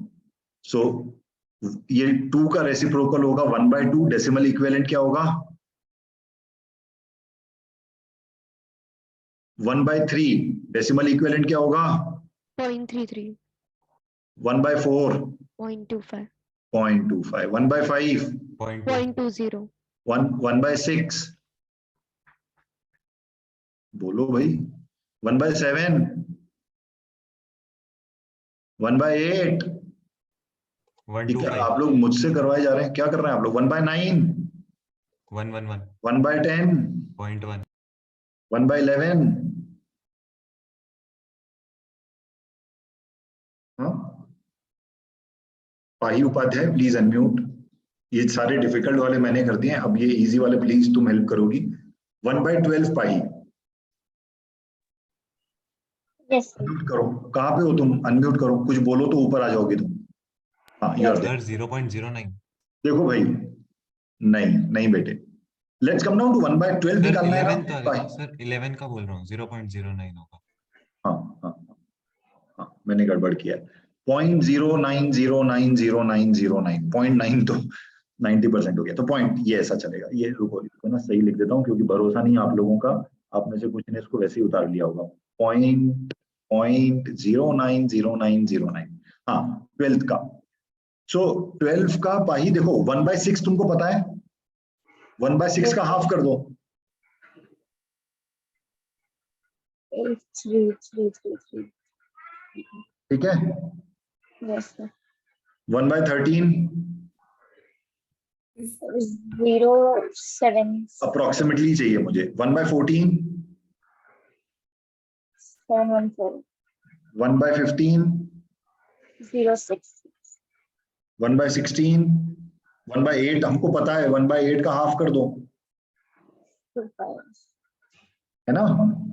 1/17 0.058 1/18 ये बहुत ही गंदा लग रहा है बट इसको लिख लेना, फेयर कर लेना तो अच्छा रहेगा। 1/19 0.5 and 1/20। 0.5. Okay. Now the difficult part, the most difficult part is इनका percentage equivalent. Percentage equivalent 1 का 100%, 50%, 33.33%, 25%. 1/4 means 25%, है कि नहीं? 1/5 means 20%. 1/5 मतलब 20%. 1/6 मतलब 16.7%. बस 100 मल्टीप्लाई करते जाओ 14.2%. 12.5%. 1/8 means 12.5%. 1/9 means approximately 11.11%. 1/10 means 10%. 1/11 means 9.09%. 1/12 means close to 8.35%. 13 means 7.6%. 14 means 7.1%. 15 means 6.67%. 16 means 6.25%. 17 means 5.88%. 18 means 5.5%. 19 means 5.2%. And 20 means 5%.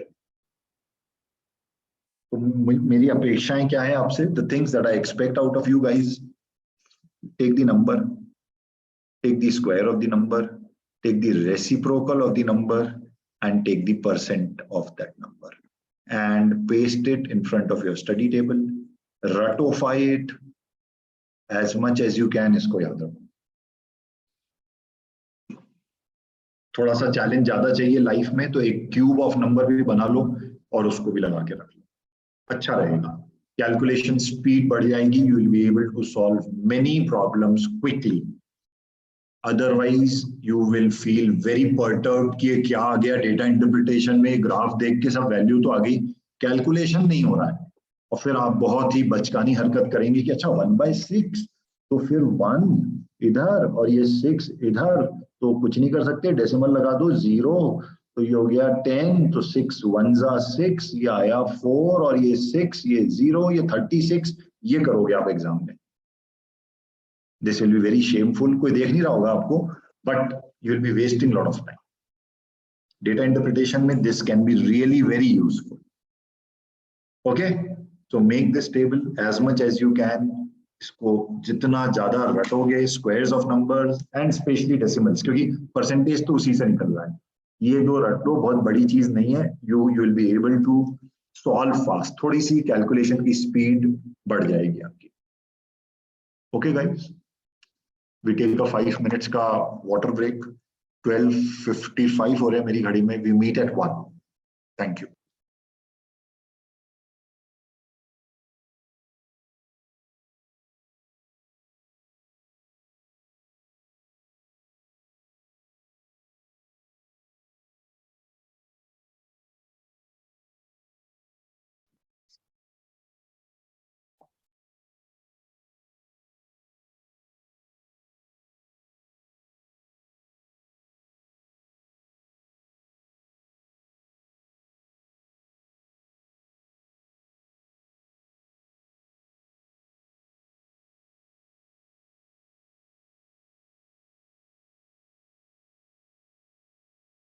Okay, so let's hope you guys are back.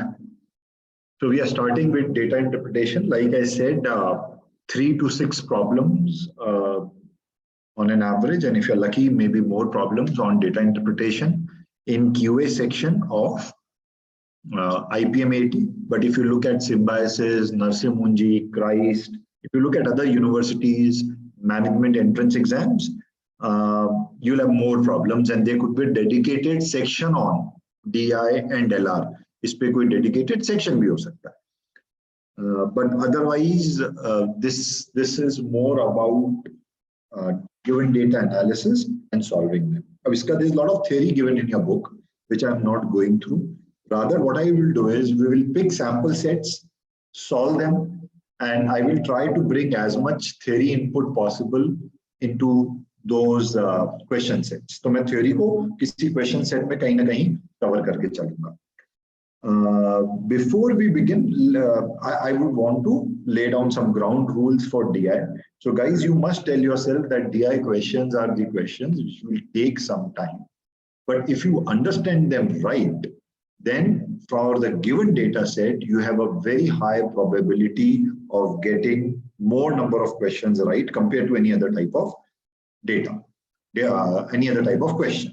क्योंकि एक गिवन बड़ा डेटा होगा, 2-3 ग्राफ, कुछ पैराग्राफ्स, टेबल्स, पाई चार्ट, कुछ होगा, उसको अगर हमने समझा, क्रैक किया, उसके बाद उसमें कम से कम 2-3 सवाल होने चाहिए. So let's say 3 problems. Of these 3 problems, 2 should be very easy, which you can solve by reading, visual inspection, observation, couple of lines of calculations, and you should get your answer. There could be some lengthy ones also. तो अभी क्या करते हैं, मैं सबसे पहला question लेता हूँ फ्रॉम योर एक्सरसाइज, और ये मैं आदेश आपके लिए I will try and share it. So let me take that. So I am on class work 20. आपके बुक में ही पेज नंबर 10 है. We are doing chapter 20 is something that we are starting with. I am not going to the theory part. Like I said, theory I will deal when we do it on a question. So when we do a set, we will deal the theory part there. So, and we'll go very slow. So I'm not looking at answers right now. So don't be in hurry for answers. ये वाला जो पहला वाला set है, मैं इसको as an exercise कर रहा हूँ, और मैं theory जितनी हो सकेगा यहाँ पे I'll try and build. So it says direction for questions 1, 2, 3. ये आपके book में भी दिया हुआ है. Go through the data given below and solve the questions based on it.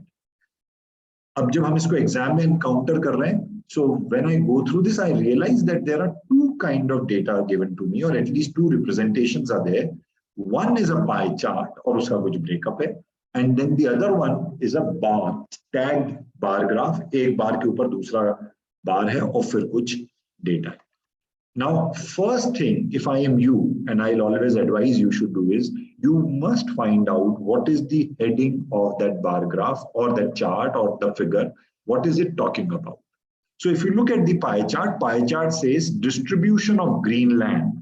So there is something called as total area under Greenland, 13,754 square kilometers. ये total area है और pie chart उसका breakup दे रहा है for 1, 2, 3, 4, 5, 6, 7 countries. तो पाई हमेशा pie chart हमेशा 100% होता है. तो उसके कुछ सेगमेंट में 16% of total green land belongs to India, Canada, Pakistan, Brazil, China, Japan, Malaysia. अब ये नाम पढ़ के बहुत ज्यादा इन्फैचुएट मत हो जाना कि उसी में घुस गए बार बार नाम पढ़ने में मजा आ रहा है आपको इंडिया वहां देख के. तो you have to detach yourself from that. So आपने देखा अच्छा कुछ टोटल एरिया है और उसका इंडिया का उसका कंट्री वाइज 7 कंट्रीज का ब्रेकअप परसेंटेज में दिया. That's all. इतना ही अटैचमेंट चाहिए उस ग्राफ से. आगे बढ़ो. Some of these Greenlands are protected and remaining are unprotected. Figure gives that distribution.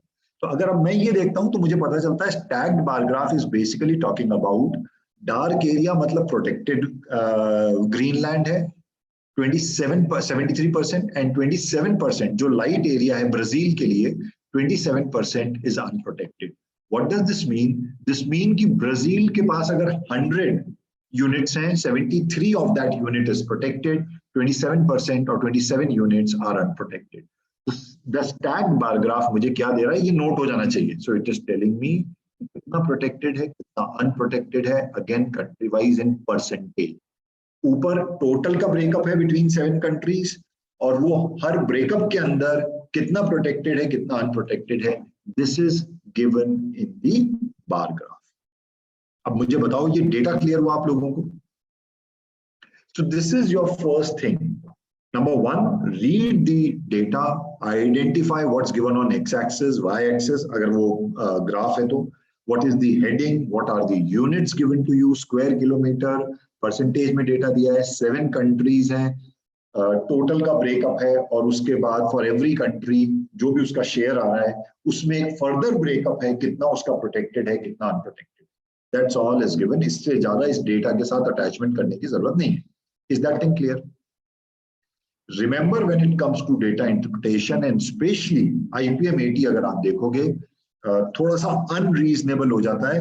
अभी आगे समझ में आएगा when they ask you question. So my next input is when you are looking at the question, after you have read the question, please identify first without solving करना क्या है. So जैसे for example ये 3 सवाल हैं इस data पे. It says what is the approximate difference of protected and unprotected Greenlands.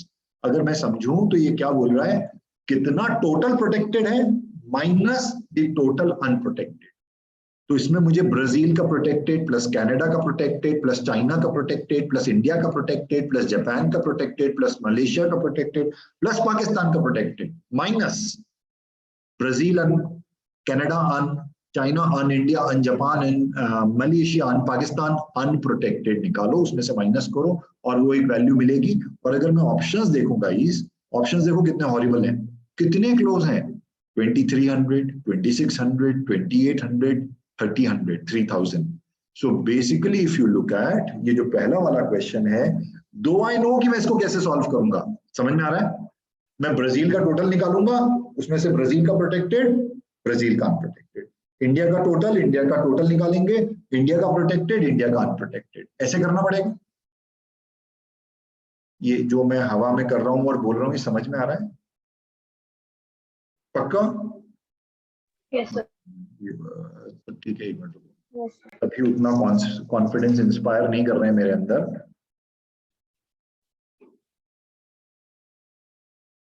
ये टोटल का ब्रेकअप है. इसमें इंडिया 16% है. So let's say total is x. India जो 16% है उसमें इंडिया का शायद ये 34% प्रोटेक्टेड है. बैलेंस जो बच गया विच इज 60 कितना 6 अनप्रोटेक्टेड है.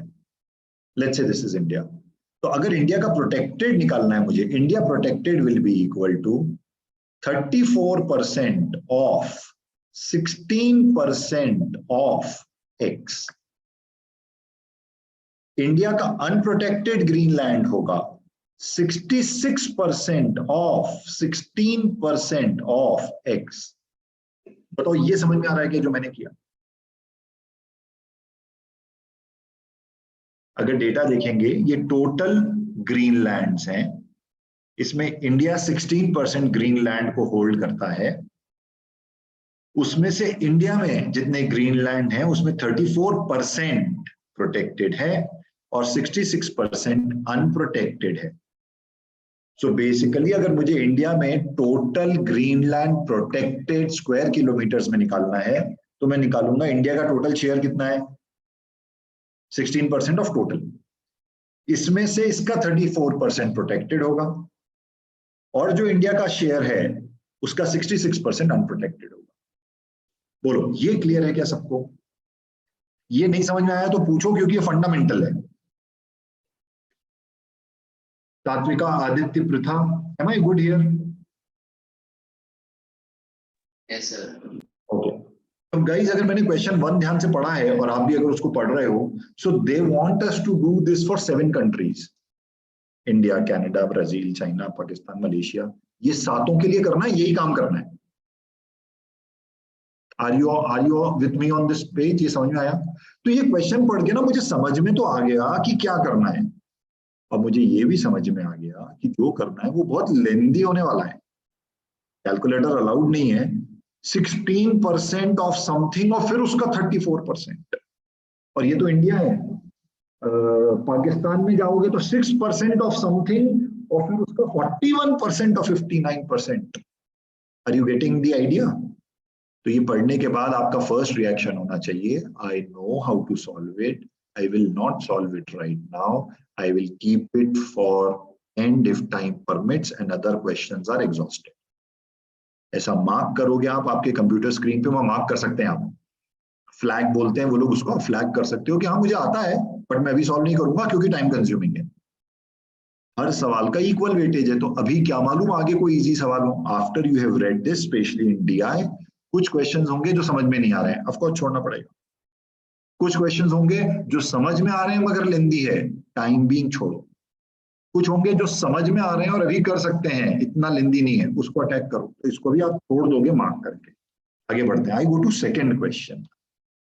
डेटा सबको समझ में आ गया ना? निशी गर्ग है क्या यहाँ पे? हाँ है, समझ में आ गया डेटा? ओके, आगे चलते हैं। Which country has, second question में पढ़ता हूँ, which country has maximum, which country has maximum protected Greenland? ये second question है। 7 countries दिया है, ऑप्शन में 4 है, लाइव इजी है, मुझे 7 पे काम नहीं करना है। मैक्सिमम प्रोटेक्टेड ग्रीनलैंड ये 4 पे ही काम करके निकालना है। क्वेश्चन 3 पढ़ते हैं। Protected Greenland of India is what percentage of protected Greenland of Pakistan? यहां भी 2 पे ही काम करना है। क्वेश्चन 2 भी मैनेजेबल है, 3 भी मैनेजेबल है। आप बताइए पहले मैं कौन सा सॉल्व करूं? आपको सॉल्व नहीं करना, अभी हम साथ में कर रहे हैं, तो मैं आपको कुछ कुछ डीआई की ट्रिक्स बताते जा रहा हूं। पहला, डेटा पढ़ना जितना जरूरी है उतना ही पढ़ना, इन्फैचुएट मत हो। दूसरा, स्केल्स को नोट करना, यूनिट क्या है, square kilometre, percentage, pie chart, bar graph समझ में लेना। ये सब आ जाए, आगे बढ़ना। क्वेश्चन पढ़ना, क्वेश्चन समझ में ही नहीं आ रहा है, आगे बढ़ जाओ। क्वेश्चन समझ में आ रहा है मगर समय लगेगा, मार्क करके आगे बढ़ जाओ। क्वेश्चन समझ में आ रहा है और हो जाएगा, अभी के अभी करो। ये 2-3 टिप्स हमने कर लिए। अब बताओ सेकंड करें पहले कि थर्ड? थर्ड। तो लेट्स से आपने 3 सवाल पढ़े, आपने मार्क किया और आपने पढ़ने के बाद रियलाइज किया अरे थर्ड तो सबसे इजी है। Let's go to the third. We will do the third one first. तो third one says protected Greenland of India is what percentage of protected Greenland of Pakistan? The first thing, अगर आपको मेरा white board दिख रहा है guys, the question 3 is asking me India का protected Greenland upon Pakistan का protected क्या पूछा? पाकिस्तान का protected Greenland into 100। ये करना है। बोलो। यस, यही करना है। आगे बढ़ते हैं। प्रोटेक्टेड ग्रीनलैंड ऑफ इंडिया निकालते हैं। क्या आएगा numerator? Protected Greenland of India. India में कितना परसेंट प्रोटेक्टेड है ग्रीनलैंड? 34। इसका इंडिया के टोटल का, इंडिया का टोटल ग्रीनलैंड कितना है? 16। इसका 13754। बोलिए, ये समझ में आया जो मैंने न्यूमरेटर लिखा? अभी सॉल्व मत करना, देखना बहुत ही इजी सा प्रॉब्लम है, इससे इजी कोई प्रॉब्लम हो ही नहीं सकता। पाकिस्तान का 41% प्रोटेक्टेड है, किसका? उसके टोटल का। टोटल कितना है? 6% ऑफ 1754 इंटू 100। आदेश, ये जो मैंने लिखा है फ्रैक्शन, आदेश कहाँ है? आदेश नहीं है। Yes sir. अच्छा है, ये समझ में आ गया आदेश? हाँ। अगर ये समझ में आ गया तो इसके बाद लाइफ बहुत इजी है। तो गाइस, अगर ये मुझे फ्रैक्शन निकालना है तो भूल जाओ ना इसको। अगर ये x भी है तो क्या फर्क पड़ता है? तो मेरा क्वेश्चन क्या बन गया गाइस? मेरा क्वेश्चन बन गया 0.34 इंटू 0.16। ये 0.0 क्यों लिख रहे हैं? क्योंकि परसेंटेज है वो, उसके नीचे 100 है। 34/100, 16/100 into x upon 0.41 into 0.06 into x into 100। बोलिए, एम आई मेकिंग सेंस? मगर अगर आपको इतना समझ में आ रहा है तो क्यों कैरी करने का x भूल जाओ। डेसिमल भी क्यों कैरी करने का? सारे डेसिमल उड़ाओ ना भाई। तो ये हो जाएगा 34 इंटू 16 अपॉन 41 इंटू 6, है ना? आगे सॉल्व करो। 6 2 2 3 6 8। बोलो, बस इसको सॉल्व करो। डिनोमिनेटर होगा 123। अगर ये 34 नहीं 30 होता तो 8 इंटू 30 240 होता। यहाँ 4 ज्यादा है, 8 4 जा 32, 240 और 32, कुछ 272 के आसपास। बोलो, अगर इसका परसेंटेज निकालना है, अगर ये ऊपर 123 होता तो 123 अपॉन 123 100% होता। मगर ये तो इसके डबल से भी ज्यादा है। डबल कितना है? 240। ये 240 से भी ज्यादा है। मतलब आंसर हो ना हो 200% से ज्यादा है। Which option? Which option? Option D. Option D. बस सब एलिमिनेट हो गए भाई। बी और सी तो आंसर हो ही नहीं सकता था। फ्रैक्शन आते ही आपको समझ में आ गया, क्योंकि वो 100 से ज्यादा होना चाहिए। मगर numerator is more than double the denominator, answer 200% से ज्यादा होगा। There is only one such option. You are lucky, answer D है। अब अगर आप मुझसे रियल में पूछो तो जब आपने ये वाला पार्ट क्रैक किया कि ये ऐसे होगा, एक्स वैक्स लेने की जरूरत ही नहीं है, क्योंकि ये तो सब कैंसिल होने वाला है। आपको सीधे आ जाना चाहिए इस पे, क्योंकि सब परसेंटेज में है। तो 34 into 16 upon 14। No need to calculate numerator का वैल्यू फर्स्ट एंड डिनोमिनेटर का value first and then doing the horrendous calculations उसके बाद, जो कि एरर दे देंगे। ये ऐसे करो ना। बोलो, ये समझ में आया क्या question 3? Aditya Iyer, Preeta, Tanvi. Yes sir. तो गाइस, लर्निंग पे आते हैं। अब मैं लर्निंग पे आ रहा हूं, क्योंकि मुझे थियरी भी साथ साथ में कंप्लीट करनी है। Learning is approximation is a very important tool in data interpretation. Don't try to go for exact answer unless and until options are very close. तो पहले options देख लो। जब मैंने ऑप्शन देखा तो मैंने कहा, अरे बाप रे, बहुत दूर है। 48%, 65%, 160, 220।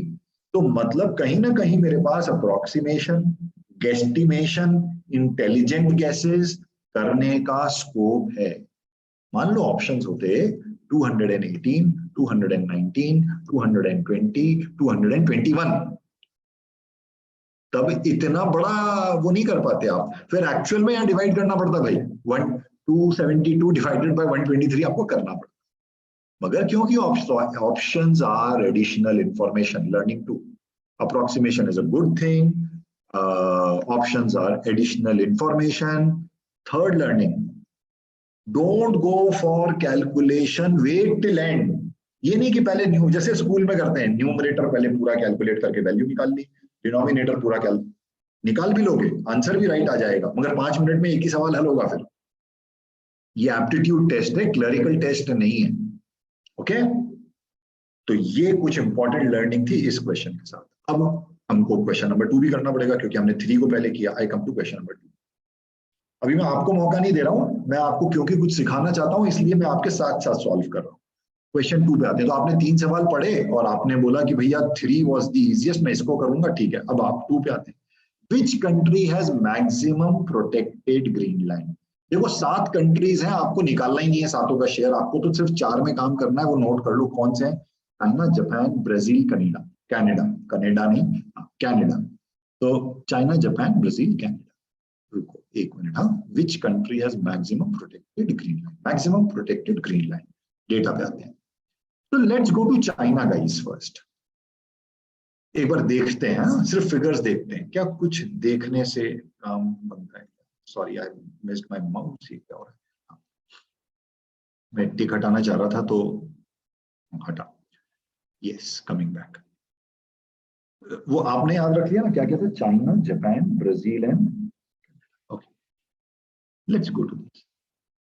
चाइना का कितना है? 25%, ब्राजील 16%, जापान 9% है। Oh very nice. And Canada कितना है? 23% है। हाँ हाँ हाँ। अब मैं आपसे ये क्वेश्चन पूछता हूँ, ये चारों में एक पर्टिकुलर कंट्री, अगर आप डेटा देखो बिना कुछ कैलकुलेट किए, आंसर हो ही नहीं सकता। Japan. Who said that? Me. Why not Japan? Very good. Why not Japan? Correct. Only because it comprises of only 9% of नहीं, the total X. और improve करो। 9% of total X तो है। I mean that's the sound logic. Yes. So if you look at, चलो मैं इस पे build करता हूँ। तुमने पूरी तरह से गलत नहीं बोला, और जापान नहीं हो सकता क्योंकि अगर आप देखेंगे जापान टोटल का कितना है? टोटल का कितना है भाई? 9%. 9%। और उसमें उसके 9% में जो भी शेयर आएगा उसमें प्रोटेक्टेड कितना है? 78% है ना गाइस? जापान जो है, क्वेश्चन नंबर 2 कर रहे हैं हम। देखने से लगता है आंसर नहीं हो सकता मैक्सिमम में, बिकॉज टोटल जापान है 9% किसी चीज का of x, 13,750, forget that, 9% of x. और इस पार्ट का 78, मैं बोलता हूं इसको 80 मान लो, 80% जापान, 80% इस चीज का प्रोटेक्टेड है। 9 का अगर 80% निकालोगे तो वो आएगा 72%, 7.2%। तो ओवरऑल 7.2% पे है जापान प्रोटेक्टेड में। ये नहीं समझ में आया तो पूछना मुझसे प्लीज। क्या आया समझ में? मैंने 7.2 निकाला ओवरऑल का। नहीं आया ना समझ में? मैं करता हूं वापस, देखना मुझे ध्यान से। If total is x, Japan is 9% of it. So this is Japan's Greenland. Japan Greenland का 78 को मैं 80 मान लेता हूं। 80% is protected. So this is total protected of Japan. Am I clear? Now if you solve this, 9 8s are 72, 720 divided by 10,000. So you will have 7.2%, या फिर इसको ऐसे ले लो, 0.072 of x is जापान, जो कि तकरीबन 7.2% है जापान। बल्कि इससे थोड़ा सा कमी होगा क्योंकि वो 78 था, मैंने 80 माना है कैलकुलेशन के लिए। जापान का प्रोटेक्टेड इतना ही है। अब जरा देखो बाकियों का। चाइना टोटल का 25% और फिर उसका 50% प्रोटेक्टेड, तो मतलब कम से कम 12% तो होगा ना चाइना। ये तो अभी 12.5 7.5 पे ही है। आगे बढ़ते हैं। ब्राजील देखो 16 और वो 16 का 73%, ये भी 12 के आसपास कुछ होगा। नहीं हो सकता ना Brazil, because it's same as Japan, kind of. Brazil is same as Japan, Nishi? Kind of, because Okay. it is 16% of 73 would be less than 67% of 25. हाँ, तो अभी कर रहा हूँ बेटे मैं, देखो इसको। ब्राजील का प्रोटेक्टेड निकालना है। ब्राजील होगा 16% ऑफ टोटल, ऐसे लिखता हूं मैं। ये होगा 16% ऑफ टोटल। मुझे लगता है ब्राजील जापान से तो पक्का ज्यादा है, 16% ऑफ टोटल। और इसमें ब्राजील का प्रोटेक्टेड है 73 को मैं ज्यादा है, बट चाइना से इट वुड बिकम ना, तो नहीं चाइना से भी कंपेयर नहीं कर रहा, अभी तो मैं जापान से कंपेयर कर रहा हूँ। तो ब्राजील भी ज्यादा है जापान से, चाइना भी ज्यादा है जापान से, and so is Canada. Of course Canada, क्योंकि कनाडा और चाइना ऑलमोस्ट एक जैसे से हैं। तो जापान तो आंसर नहीं हो सकता, इसको आप स्ट्राइक कर देंगे, देखने से सॉल्व हुआ है ये लिख के तो मैंने आपको अभी बताया है, बट ये समझ में आया। क्वेश्चन नंबर 2 में option number B can not be the answer by visual inspection. Riya, see what is happening, ये पहली बार कर रहे हैं हम लोग जीवन में ऐसा, मे बी, एंड आप लोगों को थोड़ा सा वियर्ड लग रहा होगा, but this skill is something that will help you save time on DI, वरना सिर्फ डीआई हो पाएगा आईपीएम टेस्ट में। तो ये कुछ ऐसे इस तरह से प्रैक्टिस करना पड़ेगा, क्वेश्चन को देखना पड़ेगा। तो जापान को स्ट्राइक आउट करते हैं। Possible answers are China, Brazil and Canada. Now Nishi I can take your point. अब बोलो। Sorry, I think that Brazil is also to be striked off because it is 16%, which is almost 10% less than China and Canada. नहीं तो ऐसे नहीं करते हैं ना, इतना फास्ट तुम कर लेती हो, थोड़ा सा रुको, हम सब नहीं कर पाते हैं, रुको। So what ever you have said, let's try and prove this. इधर आओ, क्या 3 कंट्री है ना, नाम बताओ कौन सा? China, Canada and Brazil. Canada and Brazil. So guys, ये जो निशी ने बोला, will try and out. China कितना है? 58% ऑफ of 25%. 25% ऑफ एक्स, तो सभी कुछ है, सभी एक्स के ही होंगे, तो वो चिंता करने की बात नहीं है। कनाडा कितना है बताओ? Canada से 67% of 23%. And Brazil? It's 16% of 73%. अच्छा, ऑर्डर से फर्क नहीं पड़ता, यू गाइस रियलाइज, क्योंकि मल्टीप्लाई हो रहा है, ये हो रहा है भाई, ये सब समझ में आ रहा है? आदेश, प्रथा, Yes. देखो अब ये करते हैं। देखो ये लिखा है 58%, ये लिखा है 25%। 58 को मैं राउंड ऑफ करके 60% मान लेता हूं, और ये 25, अगर तुम 25 का 60 निकालोगे तो अप्रोक्सीमेटली ये आएगा 15%। बोलिए, are you guys with me on this?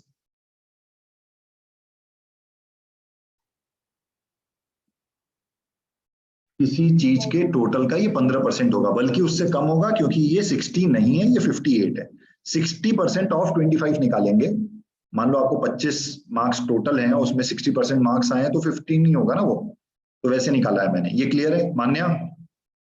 Okay, Canada पे चलते हैं। मगर अगर देखोगे, कनाडा का ये 2% कम है, मगर कनाडा का ये 9% ज्यादा है, पक्का चाइना आंसर नहीं हो सकता। कनाडा का ये 2% कम है, मगर कनाडा यहाँ पे 9% ज्यादा है, तो कनाडा चाइना से तो ज्यादा ही होगा, पक्का चाइना आंसर नहीं है। निशी, आप ये बोलना चाह रहे थे?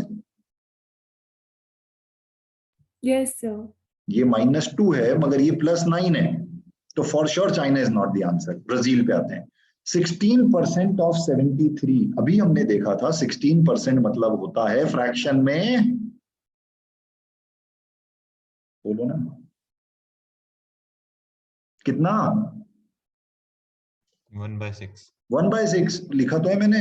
16% अभी देखा था वो बैट में, बेसिक अर्थमेटिक टेबल में, 1/6। तो 1/6 ऑफ 73 निकालना है। अरे 73 नहीं, इसको 72 मान लो। 1/6 ऑफ 72 बोलो।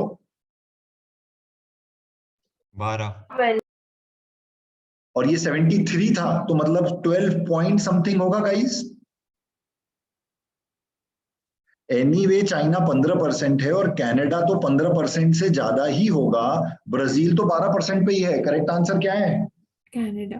कनाडा। कौन सा option? D. Please absorb what ever I have just said and done. ये मेथड समझ में आ रहा है आप लोगों को?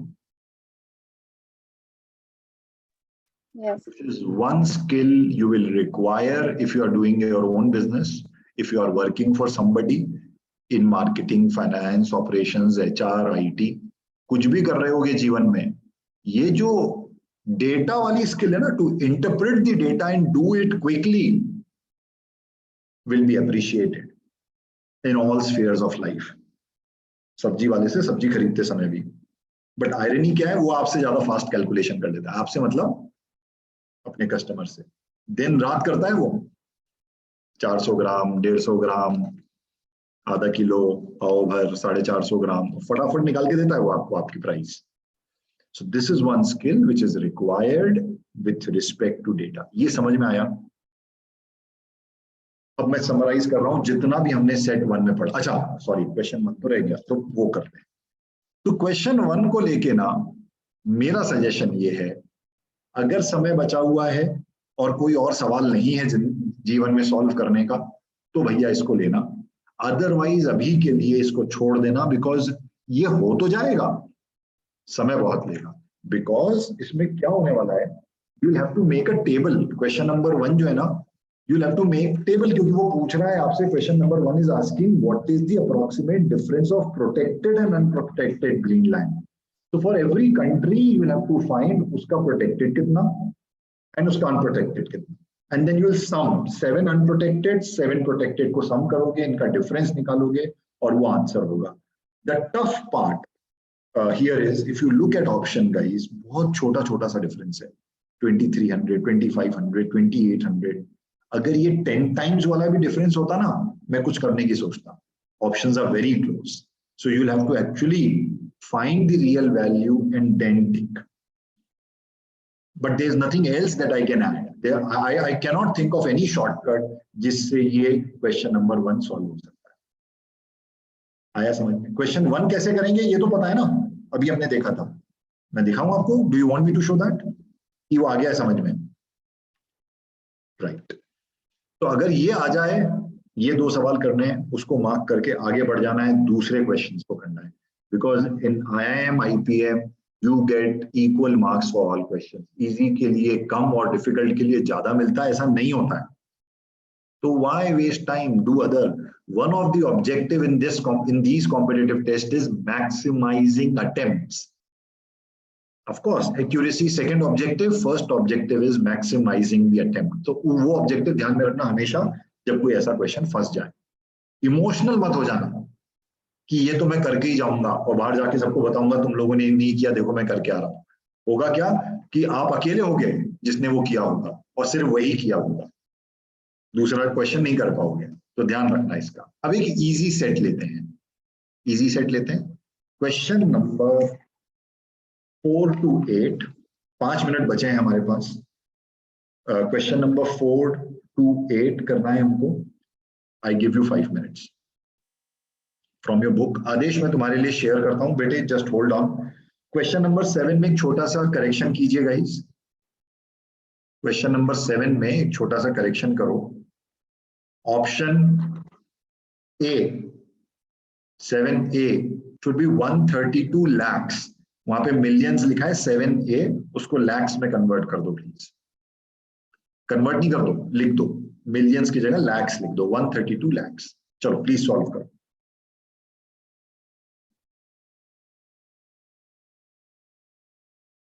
सॉरी, 2 करेक्शन है। 7A is 132 lakhs, 7B is 126 lakhs।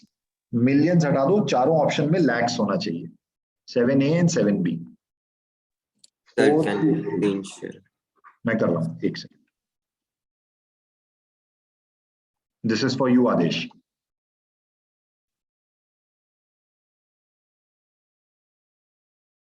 And मुझे गाइड करना ऊपर नीचे करने के लिए, तुम जितनी बार बोलोगे मैं ऊपर नीचे करूंगा, डोंट वरी।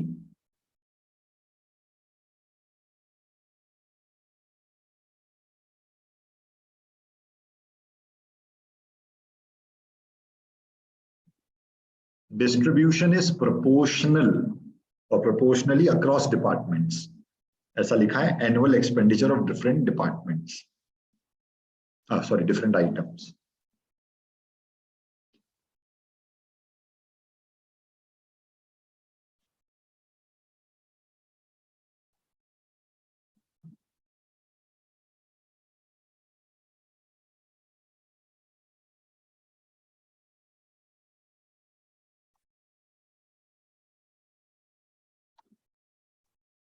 ध्यान रखना अप्रोक्सीमेशन ऑप्शंस को देखने के बाद करने का है कि कितना अप्रोक्सीमेशन का गुंजाइश है।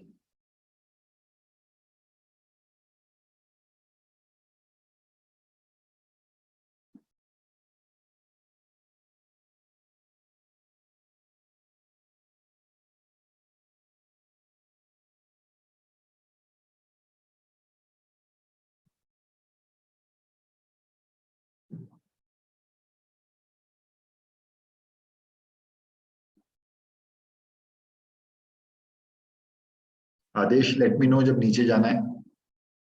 You want me to scroll down? No, sir, no, sir. I took a screenshot. अच्छा, यू टुक द स्क्रीनशॉट तब तो।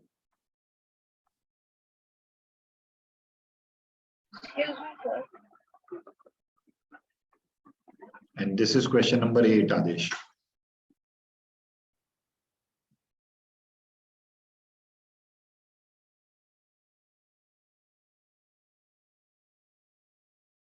So you can zoom out if you want, like अगर वो पूरा I should? हाँ, zoom out. Yes, but I think ले लिया उसने screenshot. Yes, I could have done that. Thank you.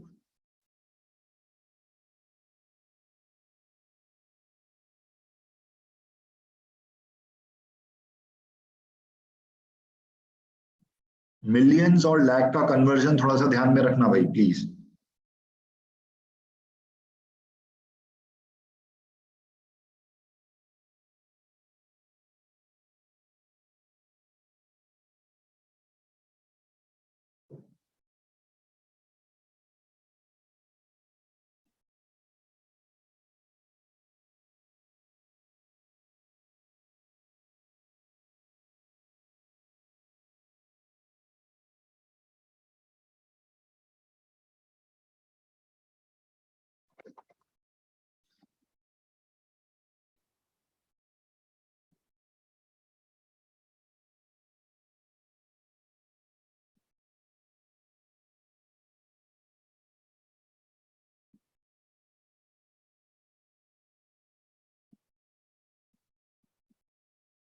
One more minute. We'll extend this class by 5 minutes.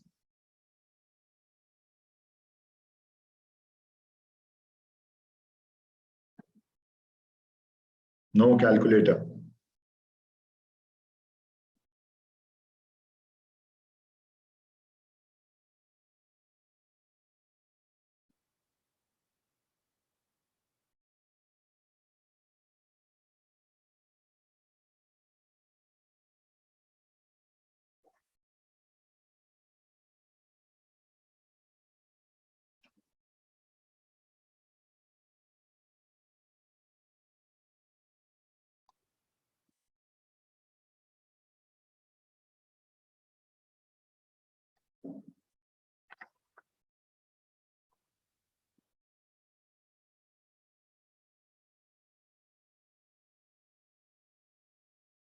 Done, guys?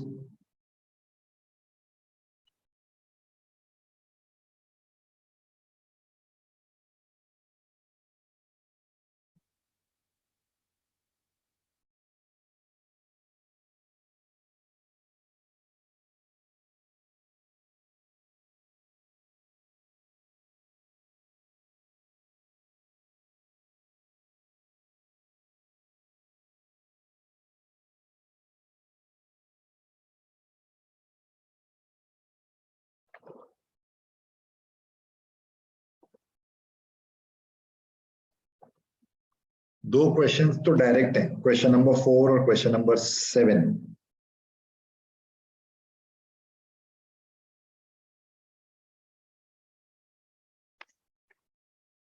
And fifth छोड़ के और किसी में कोई ज्यादा बड़ा कैलकुलेशन नहीं है। आई होप ये सब आपने रियलाइज किया होगा।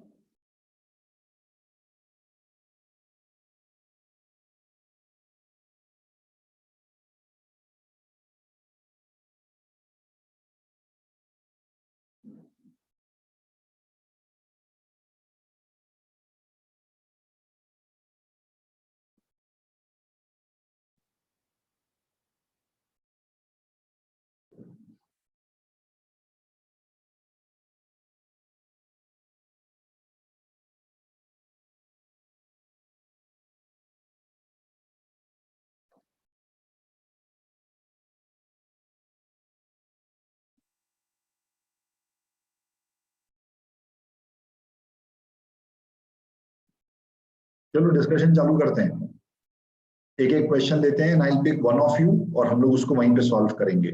सो Riya, you are the first one. We start with you. Are you there, Riya? Yes, there was just some like my headphones were हाँ, not अभी तो आप working, so I had available हो to- ना? चलो अभी करते हैं Yes, Riya. sir. Question number 4 को अटैक करेंगे Riya, and I will do it on screen. आप मुझे गाइड करोगी. तो ये डेटा समझ में आ गया. 12 crore is total expenditure and it is under these Yes, sir. Heads. उसका बाइफर्केशन है. Then this company has 1200 employees and they are divided into these departments. उनका परसेंटेज ब्रेकअप है. Question Yes, number 4 says what was total expenditure on accounts department? Accounts department कितना है? 14%. 14%. Total expenditure on account. The question says above everything is proportional. जितने लोग उतना खर्चा. तो 14% people अगर accounts में है तो 14% share of this expenditure is also of accounts, है ना? Yes, sir. Yes, sir. तो 14% निकालना है 12 करोड़ का. Yes, sir. It was very calculator में direct सबसे question. पहले निकालूंगा 10%. 10% of 12 crore. 1 crore 20.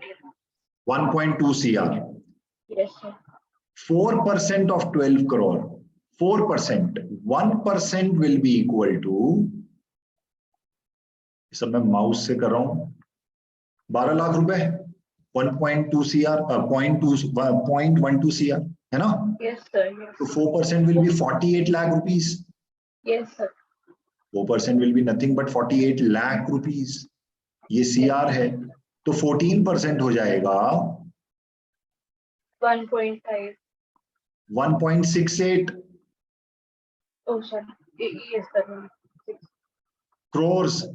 Option Yes. crores में ही नहीं. लैक्स लेंगे तो 168 lakhs.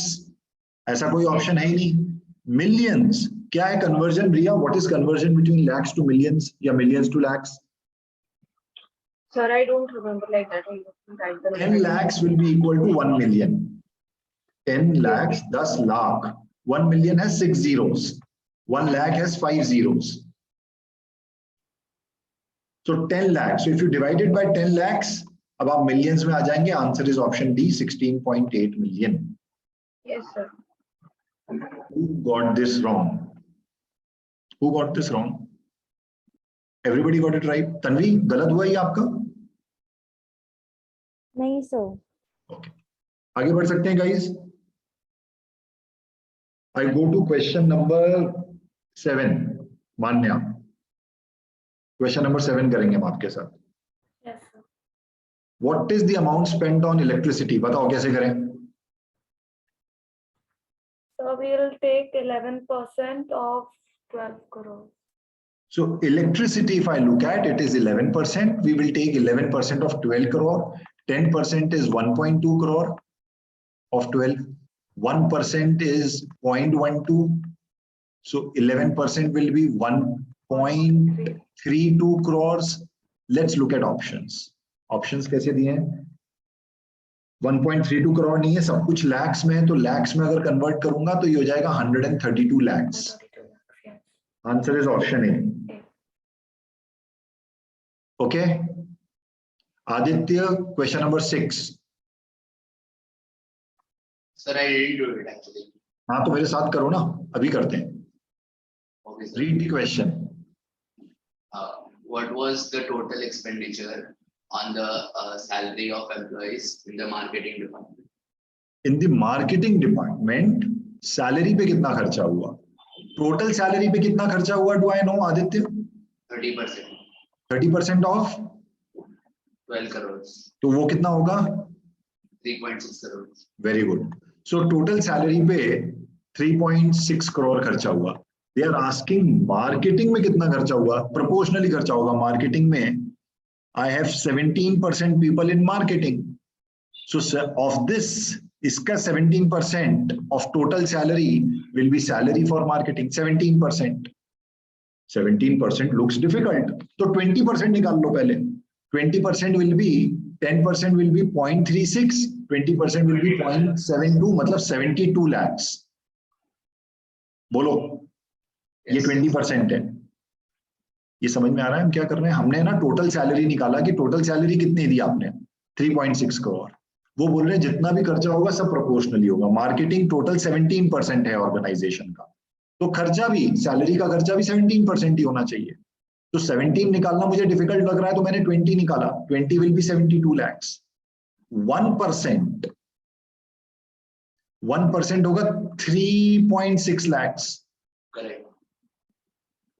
2% will be 7.2 lakhs and 3% will be equal to 10.8 lakhs, जो कि इसमें से माइनस कर दो। 10.8 lakhs इसमें से माइनस करो, तो कुछ 61 lakhs के आसपास का खर्चा आना चाहिए। देखो, अच्छा अब ऐसा कुछ है नहीं, बट मिलियंस में अगर देखोगे 61 lakhs अगर 10 से डिवाइड करोगे तो 6.1 आएगा। Answer is option C. 7th का answer is option C. Please बोलिए, समझ में नहीं आया तो मैं और डिटेल में करूंगा। समझ में आया क्या? ये आंसर होगा option C. Everyone you are free to stop me. ये नहीं समझ में आ रहा है तो आ रहा है समझ में? रिया, Nishi, Sir, I did a very stupid thing in the answer. I mean, मेरा आ गया था 6.1, but I assumed it to be 61. I don't know why. 6.1 million है अगर 6.1 आ रहा है तो। Yeah. 61 lakhs आ रहा है आंसर, क्योंकि आप सब कुछ लाख में करते हो, फिर 10 से डिवाइड करना पड़ता है, क्योंकि 61 lakhs कोई ऑप्शन नहीं है। सॉरी, 61 lakh ही आया था, but to convert it, I thought it's 100 or something. That's why. 10 lakhs is 1 million, 100 lakhs is 1 CR, 1 crore, और 10 million। Yeah. 1 लाख में 5 जीरो, 10 लाख में 6 zero, which is 1 million, and 1 CR में 7 zeros। ऐसे याद रखने की कोशिश कीजिए। Now who is good? Satvika, please solve question number 5। जो क्वेश्चन नंबर 8 है ना, वो बिल्कुल सिमिलर है टू क्वेश्चन नंबर 6 जो हमने किया। सैलरी की जगह टेलीफोन ले लेना और मार्केटिंग की जगह कंप्यूटर डिपार्टमेंट ले लेना, क्वेश्चन नंबर 8 सॉल्व हो जाएगा। मगर क्वेश्चन नंबर 5 अलग है, जो सात्विका बर्तम हमारे लिए सॉल्व करें। चलिए last, Satvika frozen. No, actually, I have an idea on how to solve it, but I was not able to get the answer. But we can do it together. Yes, let's do it. So the total पर employ expenditure on medical निकालना है। So let's find out total medical expenditure first. 13% of 12 crores. So 10% is 1.2 CR. 3% of 12 will be 0.36 CR. So total kharcha on medical is 1 crore 56 lakhs or 156 lakhs. This is, Yes. Yeah. huh? How many employees do we have? 1200 employees totally.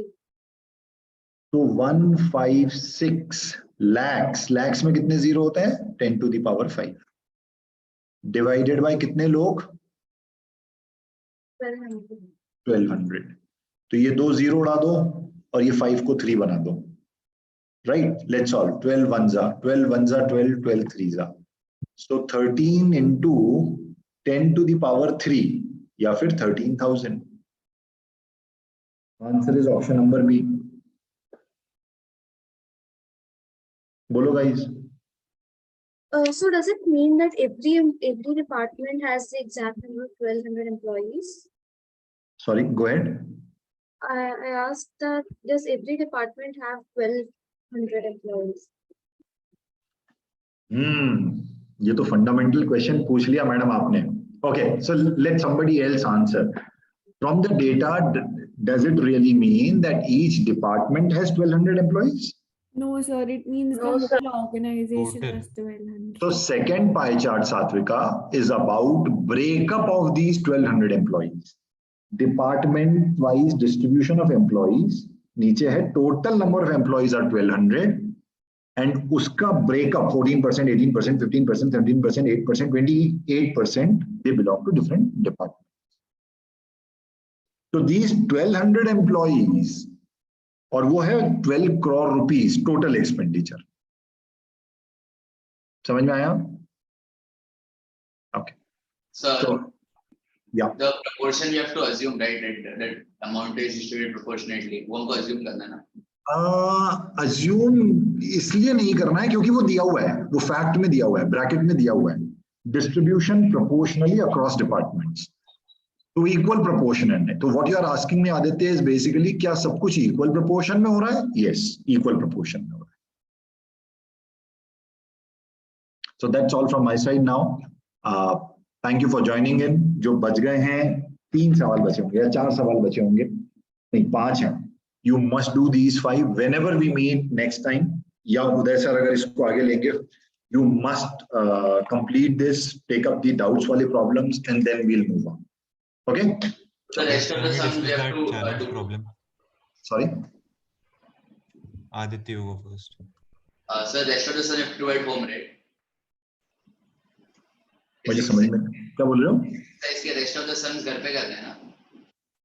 हाँ, तुम यहाँ पे complete करके भी घर जा सकते हो. Okay sir. नहीं, बट आई एम जोकिंग. तुमको भूख लग रही होगी, घर जाके ओवर कपल ऑफ डेज में कंप्लीट कर लेना. अगर 2 दिन में हो जाएगा तो हो जाएगा, नहीं तो नहीं होगा.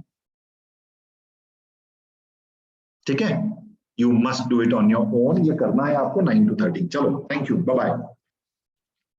If you have any doubts, questions, stay back and talk to me. Otherwise, I am done. Thank you. अगर प्रीवियस क्लास में आपने चैलेंज